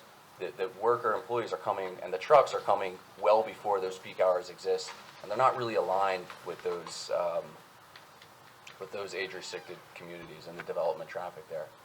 That being said, we did look at it. Again, it's about 50 to 60 additional cars coming across this driveway. You know, because of the alignment, the fact that they don't really align, I don't foresee an issue with that traffic coming online. But this driveway is going to operate, I think, like any drive on 33 was. We do know, I've heard comments of the board, and we are aware 33 is it's a busy road, it's a busy highway, and I think this site is particularly well suited to be in this location, specifically because it has operations that don't fall and don't align with those Route 33 operations. Mr. Chairman, I just have a quick question for Mr. Jofola. So, can you provide some testimony on the feasibility or maybe lack thereof of the possibility to provide like a dedicated turn lane to the site on Route 33 going eastbound? Would that be something that DOT would approve, not approve? Is there limited right-of-way that would prohibit you from doing that? You know, I guess one of the concerns you have is truck coming out of the site and a car going eastbound on 33, stopping in the travel lane, backing up traffic, and that causing an issue. Is there any possibility to provide like a like a deceleration or a dedicated turning lane into the site, so if someone does have to pause entering the site, they're in a separate lane and not the travel way? It's something that wouldn't typically be provided for a site with such limited trip generation. With this project, you heard 5 to 6 administrative, 5 to 6 worker employees. They're not really coming in at the same time, so call it in one peak hour, you have 5 to 6 vehicles. It's certainly something that would alleviate that concern, but for 5 to 6 vehicles and a very minor trip generation, it's not something that would typically be done. That being said, there would need to be right-of-way that would need to be looked at. There would be a very substantial DOT roadway widening to put that in, but it's not something that we look at specifically. And it would probably require you to do that across another property's frontage as well? That is correct, yes. Okay. There is a shoulder there, so as people wait to make a left-hand turn, people that would be coming behind them would be able to make use of that shoulder. And the same way going, let's say going eastbound, if they were waiting to turn into the driveway for a truck to exit, you know, the truck is obviously gonna have to wait for a break in the traffic, right? So as a car is waiting to turn into the site, in the event that there is this conflict, would the car be able to kind of pull onto the shoulder? Is there a shoulder there? That Yes, the car sir. can pull on the shoulder so that it's not backing up the travel lane? That's correct. There's a shoulder there.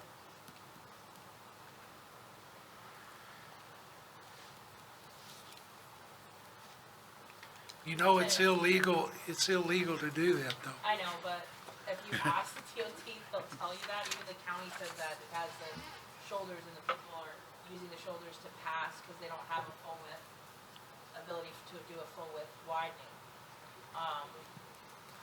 But my concern is to get these vehicles out of the travel lane. Yep. Because as you know, 33 does have a tendency to back up. It goes at high speed, and there's a lot of accidents. I don't disagree.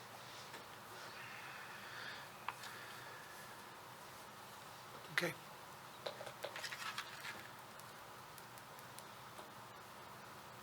I'm good. Okay. I'm good. Any other? Anything further for Andy? No, hey, the only thing, just to clarify everything, there's emails on the record that Charlie has reviewed as far as conversations between DOT and yourself, as far as getting the access permit. And, you have filed for that. They're just waiting for the either consolidation in form of a deed or approvals from this board to move forward with the access permit, correct? That's correct, yes. And all of the emails explains, the operation, use of the site, what this operator is going to be doing, how he's using the site in his operation. And I think what it's going to boil down to is a resolution to this application. It's going to be very limited, as far as the use of the site. We understand that. So That's why we put as much testimony as we did today, to limit the site. that's and why explain I'm it as best reviewing, we could. going back over this, because it really is. And I don't think Mr. Howard in the future would have any problem figuring out what's going on either. I hope not. Okay, so, So if okay. there's nothing further from Andy, I'm going to have Josh come back up and just provide some additional testimony. Okay.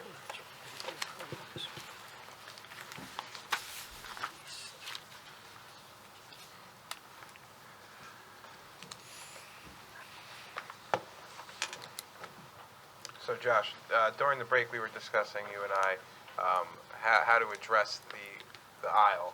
And it was brought to our attention that what you testified earlier is that you could potentially go eastbound and then widen it towards, what is that, lot 11?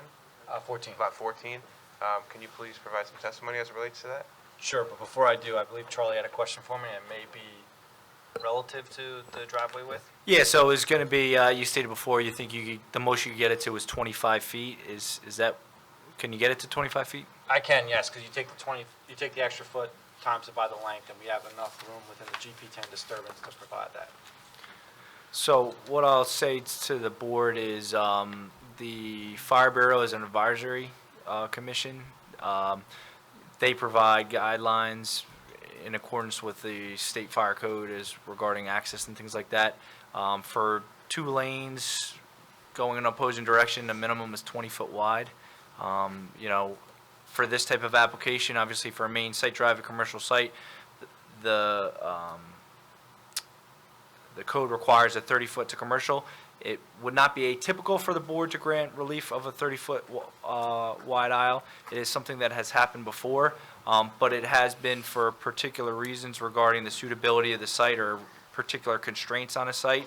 I would say, you know, should the board grant relief of that driveway width, it should just be very specific, like we stated, to this use. So that's all I have. Now, Charlie, in that, can we have that striped coming in? It's a fire lane, no parking? I believe that was a comment that was in the Fire Bureau, and Josh, you can correct me if I'm wrong. Do you not have that on the site plans already with striping and signage? It's not on there, but we testified at the November hearing that we would provide that. We're waiting on a markup, actually, of exactly where they want the signage. You'll have the yellow striping in their fire lane, but I don't know where they want their fire signs. But we'll comply with whatever the fire marshal's looking to provide. Josh, I just have a question. If you look at the sheet that's up on the screen, the area included in your GP application is just the driveway and the parking area, or is the entire hatching? We have a few permits, Jen. We have a GP 10A for the driveway. We have a wetlands transition area buffer averaging plan associated with flags A that are really on lot 14. Right. I'm just asking, before you make it, are you sure that you can widen this driveway out? Because I rough scaled it and it's pretty tight to quarter acre. It's super tight, which is why it's only 24. I mean, it's a pretty long run. It's about 150 some odd feet. So you're on asking. the road, you know, for an additional foot, that's a considerable amount of area. It's like over 4,000 square feet. So I just want to make sure before you make a commitment that you're still going to stay under that quarter acre. Yeah. Okay. Yeah. All right. It's like, you know, you're pretty close. If you take a look, Jen, the hatch goes beyond the limit of the driveway due to some grading. So I might have to lower or raise the driveway in order to pull back the disturbance from the grading. Right. It might not actually be driveway disturbance, it might be other disturbance to get the driveway there. I just want to make sure because, If I can't get to 25, I might have to come back. right, Gotcha. so, okay. Okay. Charlie, any further? Any further from the board? Y'all understand what's up? Okay. If I have no other questions, I think I'm done. Yep. Okay. Yes, sir. So now we're going to have Ms. Cafone come up and Okay. provide some testimony. She's been waiting very patiently for this. Not so patiently. You already previously sworn. Mind, I hate to ask you this because you've stated it so many times. Your credentials, please. Yes, good evening, Chairman and members of the board. Is this picking me up? Yes, no? Yeah. Christine Nazaro Cafone. I'm a licensed professional planner in the state of New Jersey. I've testified here in Howell and over 400 other planning and zoning boards throughout the state of New Jersey. I am currently the principal and owner of the Cafone Consulting Group. I've been providing planning testimony for about 24 years. I am an adjunct instructor for the Rutgers Center for Government Services, where I teach planning and zoning courses. I was also an adjunct instructor at Monmouth University, where I taught special topics in real estate. In addition to that, I'm a court-appointed affordable housing special master in about 30 different towns, and my firm does some municipal work with the Casino Redevelopment Authority planners. We accept your credentials. Thank you, Chairman. So it's nice to be back again this evening. I was present at the first hearing as well as tonight to listen to all of the testimony. And as the planner on this project, The common thread that I am hearing for this site is that this particular use is very well particularly suited to this piece of property. As the board knows, we are here for a D1 use variance because the proposed contractor warehouse use is not a permitted use in the HD3 zone. While the site is currently developed residentially with a single-family home, and the HD3 zone certainly permits commercial uses, it doesn't permit this commercial use. It permits retail uses, it permits some other uses, but it doesn't permit this. I think, to say the least, when you look at, I think we've marked this A19, so A19 in evidence, is that what we're up to? A19, yes. So A19, which is up on the screen, as well as the easel, when you look at the subject property, you can see that this is a challenging site, which from a planning point of view goes right to the particular suitability. But why is it challenging? Well, of course, the presence of wetlands. That makes it difficult to develop, and the access. The frontage is non-conforming. This property currently has approximately 105 feet of frontage along Route 33. The zone, the HD3 zone, requires 150. So we as planners, we know that retail and highway-oriented uses thrive on frontages. So not only do we not have a conforming frontage, but then we have that very long staff of property until we really get back to a usable or developable portion of our site where we can site a building. Take that with the fact that Lot 14 sits in front of our property, blocking a lot of the visibility of our site. So you've got a number of reasons why this is a challenging site to develop with an as-of-right use, with any use really. Enter the application that's before you this evening.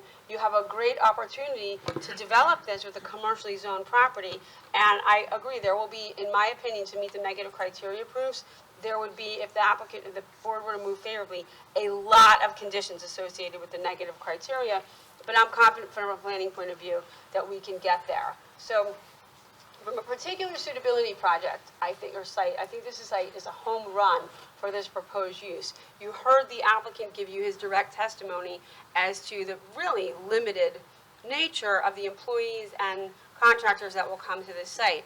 I think certainly the board on an application like this, you can limit and be very specific with not only how many, but where you want the trucks to be parked outside.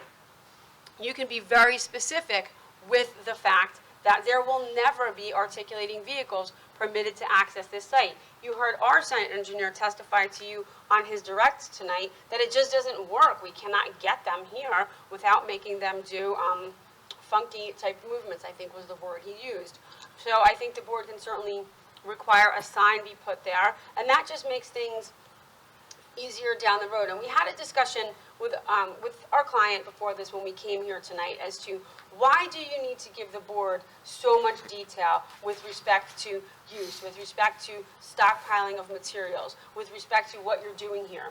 It's because the board is approving the use for the site. So you need to make sure that when you approve the use, that down the road, if Mr. DeFazio decides he's no longer going to operate here, that you are protected for whatever warehouse that you are approving, you're comfortable with how that could operate really in perpetuity on a use variance. So I think that we did a very good job tonight of, it took us a little while to get there, but we eventually got there, I think, with respect to how we are going to use the site and how many employees and trucks and things like that that we will have on the property. So I think with all of that testimony in the record, I am confident that we meet our particular suitability proofs for the grant of a D1 use variance. So that leaves us with a burden of proof with respect to the positive criteria. So we have to demonstrate to you that one or more purposes of the municipal land use law identified at section 40:55 D-2. So for our new board members, I'm sure you'll be taking, if you haven't already, a class in what those positive criteria are. They are not unique to you here in Howell. We as an applicant did not make them up. They come right out of the land use law, and we have to demonstrate there are one or more. So if you have your land use law with you tonight, and you go to section 40:55 D-2, I think there are 4 that are advanced by this application. Criteria G, which talks about providing sufficient space in appropriate locations for a variety of use. While not zoned as of right here, I do think that this is an appropriate use. I think it's actually a great site, a great lot for this proposed use, and I think that there's an appropriate there's appropriate space here. We are able to provide, while we don't comply with the buffers, your ordinance is a little funky in that it requires the farmland buffer, and then it requires us to take our setbacks from that. I think on a use variance, those setback requirements are really subsumed into the D1, but I think we have been able to redesign the site to get the improvements out of the farmland buffer. Also, I believe Ms. Beam pointed out earlier this evening, this zone allows for a coverage of up to 70%, and right now we are, I think, at like 31.3 is what Mr. Seawald had on his plan. So this is not a situation where we are overbuilding this site from the coverage from what the zone envisioned, or the intensity of a structure on this property from what your zoning plan envisioned. So I certainly think we can rely on criteria G. Criteria H, promoting the free flow of traffic. With the conditions that we talked about, I think the board can certainly recognize that this use that is being proposed would be far less of a traffic generator than some of the as-of-right retail uses that are permitted in the zone. So from a traffic endpoint, this really is a good use here, because it's kind of like a niche use that has a much lower traffic generation rate than some of the other as-of-right uses in the HD3. Criteria I talks about a desirable visual environment. In her fourth review of this application, which is dated January 8th of 2020, Ms. Beam notes that we provided revised architectural plans and that we comply with the lion's share of the architectural requirements. I think there were two things, two architectural requirements at the end of the architectural section that she asked for additional clarification on, that being the applicant should provide testimonies compliant with this requirement, that roofs shall provide overhanging eaves on all sides that extend a minimum of 1 foot beyond the building wall. We will comply with that. I would imagine we can comply with that. So with that, we certainly comply architecturally. I think Jen even complimented Mr. Monroe last night and said his architecture for this type of building should be used as an example for this type of use, because we really did try to redesign and meet the intent of your ordinance. That's what she said. It's a very good-looking building. And then I think criteria M, which talks about an efficient, right? She wants us to use it on another project. So it really is a nice-looking, well-designed building, which, let's face it, on warehouse buildings, we don't get to say that a lot because they're not always architectural gems, we should say. And then criteria M, which talks about an efficient use of the land. I think that Mr. Seawald and Mr. La Jolla did a really good job of working with this very challenging site and coming up with an efficient layout that utilizes the property and balances your zoning requirements.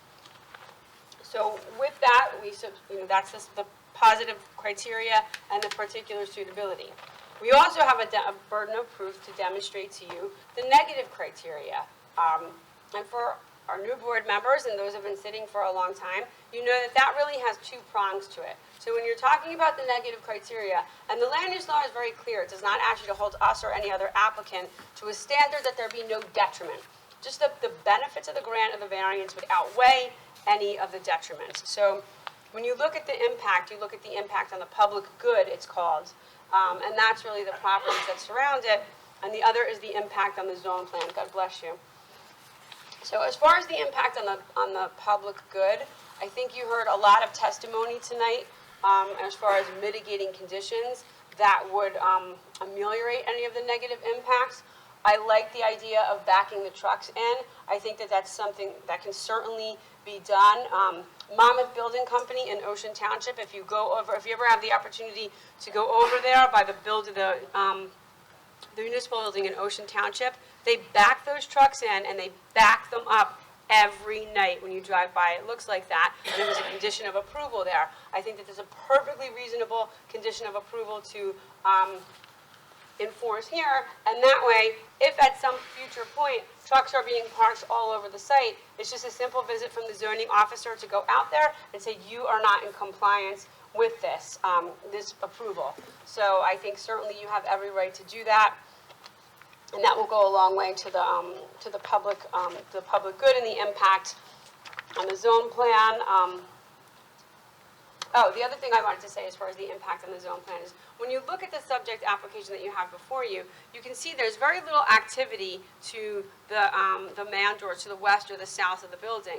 Essentially, everything all the activity for the ingress and egress to the building is oriented to 33, which I think certainly will help to blend in with our neighbors here. So that's essentially the negative criteria. As far as the impact on the zone plan, I think this is a positive change towards complying with your zone plan. The township master plan is very clear about using underutilized properties in commercial zones to revitalize them. And here you have a situation where the property has a residential use in it that's non-conforming and not really contributing anything to the overall vision or stated goal of the HD3 zone, which is the purpose of it is to provide for highway development along highway corridors that will provide a balance of social, economic, and cultural opportunities for residents while maximizing existing transportation and other infrastructure along highway corridors. So I think this use is certainly oriented to the 33 corridor, and that is appropriate. So let's see if there's anything else I wanted to tell or talk to the board about in my direct. I should probably talk about the signs. We talked about that last month, and one of we need the setback for the pylon sign along 33. If we set our sign back in a conforming location, you're just not going to see it. So that to me is clearly a C2 variance, where it's a better zoning alternative to have the sign set closer to 33 so people can make appropriate turning decisions. I absolutely think we should have a sign close to that frontage on our property indicating that no tractor trailers can go here. Will that be a guarantee that none is ever going to come on? No, but I think we should have a sign. At least it's a deterrent, and if a tractor trailer driver sees that, that can at least keep some people from coming on there. But the other sign that we needed was we needed a variance for the building sign. I understand, and I think one of the board members, or it might have been Jen that asked last month, you can't see the building from 33, so why do you need a building sign on it?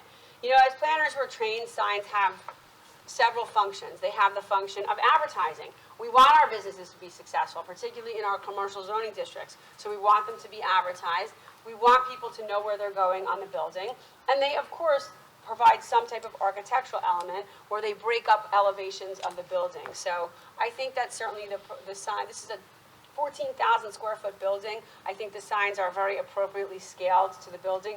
They're a very small percentage of the actual wall area, certainly far less than 10%. So I think that it's appropriate to have that signage on the buildings, and I see it's not particularly visible, but I think it's a nice feature on the building. So I think from a planning point of view, they're appropriate. We're used to seeing signs on buildings, and the signs that are proposed are understated and well scaled to the size of the building. And then I guess the big one I know the board is looking at, I'm sure, on this site is the buffer variance. Here we moved everything out to preserve that 50-foot buffer. Now you see the property to our western property line, we actually have a 55-foot setback to the property line. The problem is the way you write your ordinance, you write your code in Howell, is that we have to take our setbacks off that buffer. So our side yard setback actually becomes 75 feet. The 50-foot buffer, and then you layer the 25 feet onto it. Same thing in the rear is you take the buffer and then you layer the setback onto it. So we don't conform with that, but I think if you Mr. Sewell described the landscaping plan. We are literally introducing hundreds of plantings onto this site. So we are certainly meeting the intent of the ordinance as far as providing an undisturbed green element around the building. I'm not sure if we have the landscape plan tonight, but if you bring it up, there's a plant schedule on there, and we're proposing 120 evergreens, 16 ornamental trees, literally hundreds of plantings and ground covers being introduced onto the property. So from a planning point of view, I think the site is certainly well landscaped and it will certainly provide a filtered view at best to our adjoining property owners. So, did I miss anything else, Dante? No, you did not. You did everything. I'm just gonna look at my notes really quick and make sure I can read my own handwriting, and which is not always.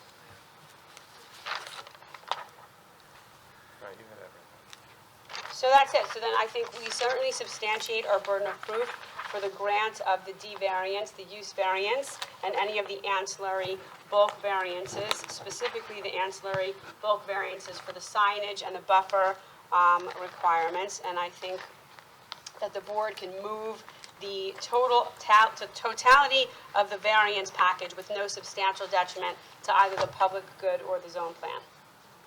Thank you. Jen? You're welcome. A couple things. I do think, based upon the very detailed operational testimony, that a site of this nature does lend itself to a lesser intense use than what we would typically see as part of the permitted uses in the HD3 zone. So I do agree with that, and that the frontage on this property is challenging. I think they've done really the best that they can, given the constraints that they're dealing with respect to the width of the driveway, the location of the driveway. I know there's still concerns about the conflicts in the traffic going in and out, but overall, with respect to particular suitability, I think that I don't take exception with any of the testimony. The positive criteria, I do agree, you only need to meet one goal of zoning, and I don't take exception with GIM, which is the sufficient space at appropriate locations, the desirable visual environment, and the efficient use of land. I don't know that I would agree with the free flow of traffic. I do think this is a lower traffic generator, but I do think that we still do have that conflict at the driveway entrance. So I'm not sure that it promotes free flow of traffic. I do think it's a lower traffic generator, which I think would be more appropriate in the negative criteria. And I do think that the representation that we're going to back the trucks in is a good situation, considering I think the testimony was that the hours will be, they finish up around 3, they get back to the yard like 4:30-ish. I just want to make the applicant aware of the fact that you do have a residential property line very close to where this building is and where the parking lot is. And, the noise standards, when you hit 10 p.m. and prior to 7 a.m. is 50 decibels, which is extremely low. Yes, and we will have to comply with all state noise Right. requirements. And I should have said in the negative criteria, because it is in my notes, that the closest residential property, while we do have a contiguous residential line, the closest residential structure is almost 200 feet away. So, that's good, but it is measured at the line, so I just, it is going to be important not only for the ease of the operation of the site, but in compliance with the noise if the trucks are leaving in advance of 7 a.m. Which they will be. 50 decibels is actually, it sounds high, but it's really not. So that's just something to be aware of moving forward. And we've had issues and a lot of very stimulating testimony about noise here, so most of the board members had the luxury of sitting through that. And I do agree that the setbacks are measured from the buffer line is something that you don't typically see in most municipalities, and that given the unusual shape of this property, strict compliance would be very difficult. The applicant did shift the entire development at our suggestion closer to lot 14, which has decreased the setback from that property line from, I think it was 10 feet before, and now it's, where's Josh? It was 10 feet before, and now it's about 6.5? 6.5 for the parking 10.5, so they shifted it about 4 feet to kind of get out of the farm buffer, understanding that the board is, rightly so, sensitive to that farmland buffer requirement. And so they do need, but they still need relief from the side and the rear, the setbacks, because they're typically measured off that 50-foot buffer. So it'd be a 75-foot setback as opposed to a 25-foot setback. But given what is around it and how the site has been designed, I don't take exception to that relief. I do want to talk a little bit, however, about the signage. I agree that the sign, the freestanding sign located visibly along 33 is critically important. Having it set back 20 feet and compliant would be very detrimental to safety for cars and trucks moving along 33. You have to be able to see it in advance of the driveway so that you don't stop short and try to make a sharp movement in either direction. I would suggest, and Josh, you're gonna have to locate where that sign can go, that the applicant, Dante, seek relief for that no tractor trailer sign, or even put it on the, if I looked at the detail, the freestanding sign, there looks like there's room below the site identification sign, you know, like this, the poles, there's significant room between the ground and the bottom of that sign.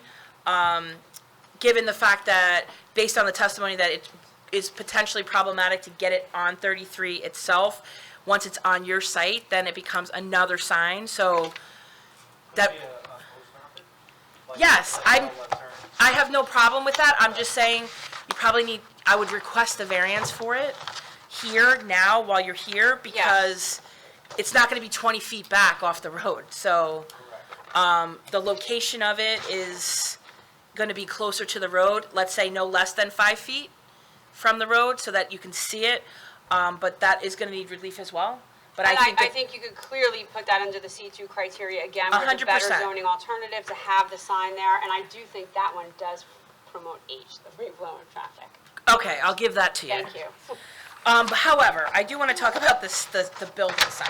Okay. So relief is needed for the number of signs. So the freestanding sign and the building identification sign is 2 site identification signs where 1 is permitted.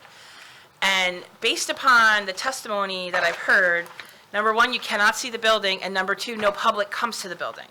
So I really don't know what exactly, what kind of like advertising or whatever you're doing when the only people coming to this facility are people that work at the facility. So I don't know that it's essential. I don't really take exception to how it looks. I would defer to the board on what your feeling is about it, but I don't think that it's necessary for identifying the building when you can't see it from the road and no public is coming to the building. Jen, Yes, sir. but if the applicant would be willing to, comply with Title 39, then when our local law enforcement would go into the site, they would be able to identify the building by name, right? Well, there's one building on the property and there's a site identification sign up on 33. So if they can't figure that out, we have bigger problems. But I really don't take exception. It does scale well with the building, so I would defer to you. But as far as identifying the building, there's one building and there's a sign on 33 that tells you what the site is. So I would leave that in your hands. Either way, from an aesthetic standpoint, I don't think it's oversized. I don't think that it is out of place on the building. I just don't know what the I like it. I think it looks function is. I have no, 2 signs, yeah. no exception to either one. I have it. I think it gives character to the building. I like it. Okay. 2 main business signs, 1 is And as Jen suggested, we would request that additional variance relief for the signs Right. towards the front. But other than that, I do think if the board were to act favorably on the application, it is going to require a lot of detailed conditions and information in the resolution to ensure if, and I don't hope that this is the case, but if this current applicant were to at some point sell the property and move off site and another warehouse type user wants to utilize this facility, that the approval is specific enough to preclude the potential issues associated with that moving forward. Yeah. See, I agree, especially, in the state of mind, if the applicant does put it up for sale, it's cut and dry what could go there Well, and I think it without changing anything. Right. Well, no, as far as the real estate industry, to advertise, you know what can go there, period. Any other way, they're going to be back at the board, and we're going to have basically the same issues that we do right now on approving it, so. And then the last thing I just want to mention, which has not yet come up, but I'm just looking at it, is there was an environmental commission review. Yes. Do you have that, Dante? It's dated January 3rd. Yes. And basically, it requests that the applicant come in and meet with them. typically this is done before the board acts. I don't really know what they can do after the board acts, but it does identify the fact that whatever issues were raised from January to September of last year have not been addressed. So I don't know if, Josh, you maybe want to go through what the issues were in the letter and then how you've addressed them, just to put it on the record.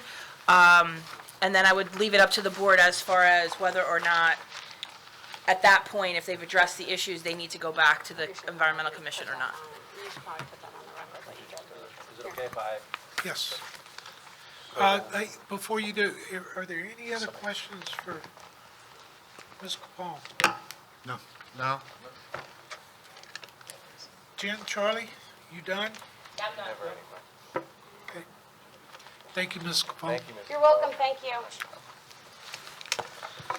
So real quick, we did see that review letter come in from the Environmental Commission, essentially saying we have not received a response. I just want to, for the record, Dynamic Engineering prepared an itemized response on September 20th, 2019, addressing every single review letter, not just your boards, but the advisory committee boards, Howell Farmers Advisory Committee, Howell Township Environmental Commission, as well as the Fire Bureau Site Plan Review. So we have provided an itemized response to their comments. I'm not sure if they've seen that yet, but we have responded to them. Is that part of the record here? Eileen, do you have that response? What's the date of your letter? It is September 20th, 2019. So it would have been the set of plans and our itemized response prior to the November hearing. And I'm happy to go line by line, Jen. Yeah, why don't we do that real quick? You have to address my letter and Charlie's letter, but at least the Environmental Commission letter, because Yes, that, they went through the pains of issuing a new review for us, right. and that way, at least it's part of the record. And there's the, Yeah. Certainly. So, again, the Environmental Commission letter has had multiple letters, but they all stem back to their original review letter dated January 9th, 2019. And I just want to say we did respond prior to our November hearing, September 20th. Their first comment says, applicant is proposing flex warehouse and office space for DeFazio Industries, an excavating contractor. The commission was significantly concerned regarding materials and excess project site soils being brought and on and or stored at the subject property. I think you've heard adequate testimony this evening from the applicant about what's going on with the property. Item 2 says the commission has significant concerns with the location of the site in close proximity to an already heavily traveled Route 33, especially with heavy construction equipment, tractor trailers, and dump trucks. Again, I think you've heard significant testimony tonight from not only the applicant, operations, but as well as traffic regarding the impact of traffic. Item 3, does traffic study take into account future proposed development in the area? Again, I believe you've heard testimony from Mr. Jafola about the other traffic coming online on Route 33. Item number 4, environmental impact statement does not include dates and or times of the site visits of the property nor the credentials of those conducted the site reconnaissance. We provided that the environmental impact study was signed and sealed by a licensed professional engineer and that the field investigation was performed on October 5th, 2018. The next comment from the Environmental Commission states, subject property appears to have historically been used for agricultural purposes, therefore pesticides resources on site are a concern. Overall, our response from an environmental standpoint is that we're developing the property commercially. There is no residential to worry about pesticides impact. You are capping the site with pavement and a building. And first thing that you do in construction is you strip the topsoil. So in that topsoil will go the pesticides. Next, item 6, will there be any floor drains in the warehouse that connect to the proposed septic system? You heard from the applicant, I believe that was one of Charlie's questions earlier as well, that there will not be floor drains that will impact the septic facility. Item 7 on the EC's review letter, will any hazardous materials on site be stored on site? And you heard from the applicant, the answer to that is a no. And then 8, will any truck or heavy equipment maintenance be conducted on site? You heard again from the applicant, minor maintenance, but no major repairs. So I think we've satisfied a majority of the Environmental Commission's concerns. If there's any other requests from the board, I'd be happy to address them now. Jen? I mean, I have no problem with the applicant providing that testimony on the record. You know, the concern is that they've asked them to come back, but once this board acts, there's nothing that they're gonna do that's gonna modify the approval process. You know, I think that what the response is very clear that they've addressed these concerns. I don't know why they would need to go back, to be honest. Yeah. Mr. Well, Chairman? see, I- also is dated September Yes. 20th, 2019, so, you know, it seems like somebody didn't get the memo. And they were sent links to that document on September 23rd. Yeah, that's what I'm saying, you know, somebody didn't get the memo. Right, because this is dated even though. January 3rd. Right, and at the bottom it says 1/8, so. But it was sent as a link with. Yeah, but that's what I'm saying, somebody didn't get They something. didn't open the links or look at the links, I guess. Right. Okay, the other one Mr. Saya brought up was Monmouth County Board of Health, dated January 6th, 2020. That's what I handed you earlier, right? That was the one I just gave you tonight.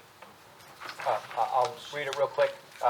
Or I could just simply state that we'll comply with all these requests. It's associated with the existing septic facility, must be abandoned properly, of course, and then the new septic facility, the plans must comply with the county health department, which of course they will. Unless you can hook up the township water and sewer. Correct. Which you're going to, Once it's available. I still don't think it might be under It's construction. gonna come past your say. I'm saying right now, it's not in the road, correct? It's already, the pipe's already there. Yeah, the pipe might be there, but I don't know if the final hookups and it's No. like 100% live. So what I would say is, They you hadn't know, even done the pump station yet.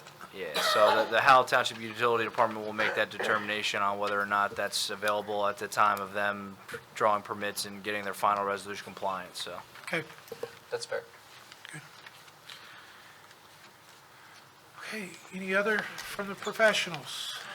Board members, any other questions or? well, you know, just Mr. Alfieri, you know, would your applicant be willing to submit application to the Title 39 for this piece of property?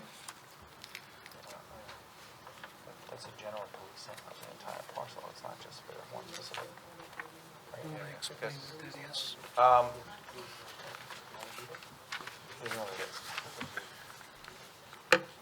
I didn't get a chance to discuss that with my client, so. Would you? Give me a minute.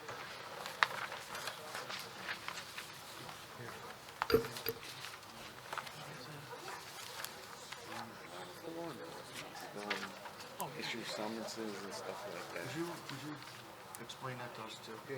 Twelve, 30 minutes? Yeah, it's, You can wait till our. yeah. It's just a statute by the state of New Jersey. You apply to the police department, letting them know that you know, they're allowed to come. The applicant has no issue with that. Okay, very Okay. good, thank you. Okay, Mr. Saya's going to explain real quick. So, you know, in layman's terms, basically, Title 39, when the applicant applies, submits an application to the police department, and the police department's put on notice that they are now permitted to go ahead and issue summonses on the property for parking violations, et cetera, you know, during that time. You know, the fact that we're opening this property up and there's no, it's not gated and it's ingress, egress, you know, on weekends, and late at night, stuff like that, it allows them to freely go in and, you know, do a circulation and get in and get out and make sure nothing nefarious is taking place, so to speak. So, you know, no hanging around and no standing. And they've agreed. Yes. Okay. Okay.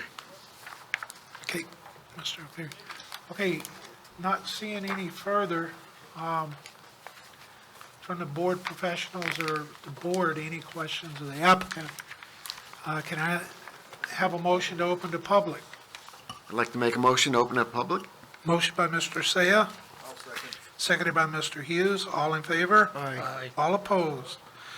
Okay, at this time, anyone in the public wish to come forward and ask a question or make a comment, please come forward.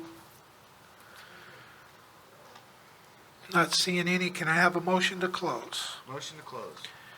Motion by Mr. Cantor, seconded by Mr. Roscoe. All in favor? Aye. All opposed? First of all, is there any further from the professionals? Mr. Tropoli, are you pretty clear? Yes. If the board looks favor of this, how you're going to do your resolution? Well, it certainly depends on what the board's decision is, but yes, I probably have 25 conditions, starting from Highway 33 all the way down through the site, dealing with ingress, egress, parking on the site, dumpsters, trash enclosures, driveway width, which the board needs to consider if it's going to be 25 feet. Correct. And those are just things that come to my mind. I have other matters here. No articulated vehicles permitted, signage, strict conditions on warehouse use, hours of operation, parking, locations, and others. But Noise. the general flavor of it is that this applicant is going to be very tightly bound in a resolution of approval. Okay. I just wanted the board to be clear going into this, okay? Summation there? Sure. So, the board has heard us over two meetings, substantial testimony from all of the professionals. There's been some back and forth between our side, the board, and the board's professionals, and I believe that we've come to a pretty good solution to this site, and this application is particularly suited, and I believe that based upon all of this testimony, an approval for the preliminary major site plan with the use variances and all the related bulk variances requested would be in line. Mr. Chair, before you do your deliberations, can I just see Dante for one quick second off the record?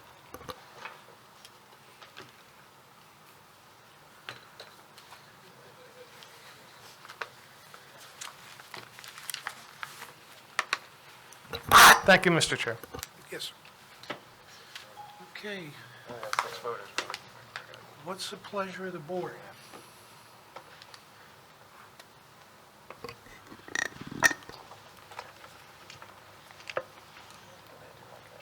Mr. Chairman, Yes, sir. we've heard an awful lot of testimony on this particular piece of property. I think between Jen and Ms. Cafone, they summed it up very well. Mr. Tropoli has recorded an awful lot of covenants that are going to address the concerns that we put forth on this piece of property. No matter how reluctant I am with the egress, the Department of Transportation, ultimately is going to be the ones that are responsible for ensuring safe operation on the site. So with that being said, I'd like to make a motion to move forward with this D1 use variance and all its bulk variances that are associated with it. I'm very happy that the applicant has made all the due diligent effort to go ahead and configure the site property to comply with the farmland buffer and the standoffs as best as possible and the movement in and around. Of course, they're going to need the fire department approval for the 25-foot versus the 30-foot wide driveway. And I just like to share with my board members that, in all, subject to all of the above, I think this is a pretty good application. Thank you, sir. I have a motion by Mr. Saya. Do I have a second?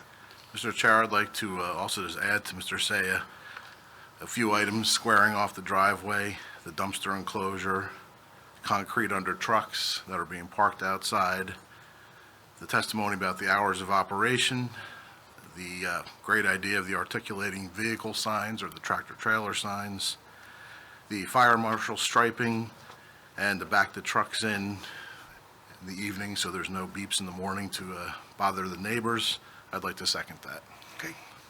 Have a motion by Mr. Saya, seconded by Mr. Hughes. Can we have a roll call, please? Yes, you may. Mr. Hughes. Yes. Mr. Mertens. I'm going to concur, I just want to make one point. This is a very unique property, and I was impressed with the presentation by the professionals and the applicant. You worked with ours, and this is a very difficult property to work with. But I thought the planner did a good job that this is going to be a very low-intense property, and a lot of my concerns, I feel, are not necessary at this point. So I'm going to vote yes, too. Thank you. Mr. Orozco? Yes. Mr. Saya? Yes. Mr. Cantor? Mr. Chairman, I'd also just like to add quickly, thank you to Mr. DeFazio for bringing this opportunity, this business to Howell Township, and also for conforming to all of the various restrictions and making this a benefit to our township. So thank you for that, and I vote yes. Thank you. Chairman Nansen? Mr. O'Donnell?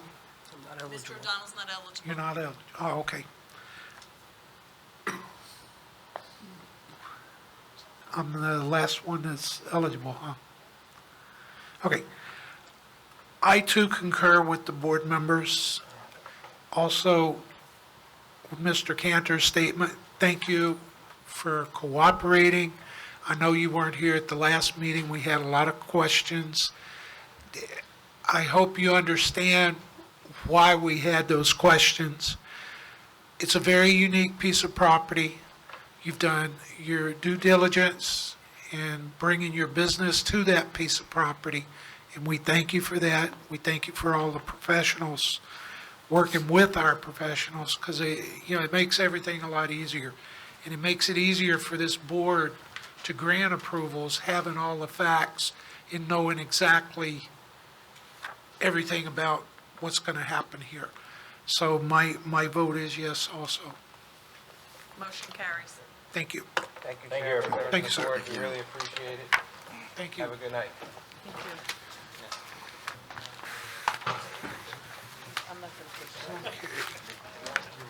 We got to give this attorney an opportunity to at least open No, well, we're not, just need to make a date. Okay.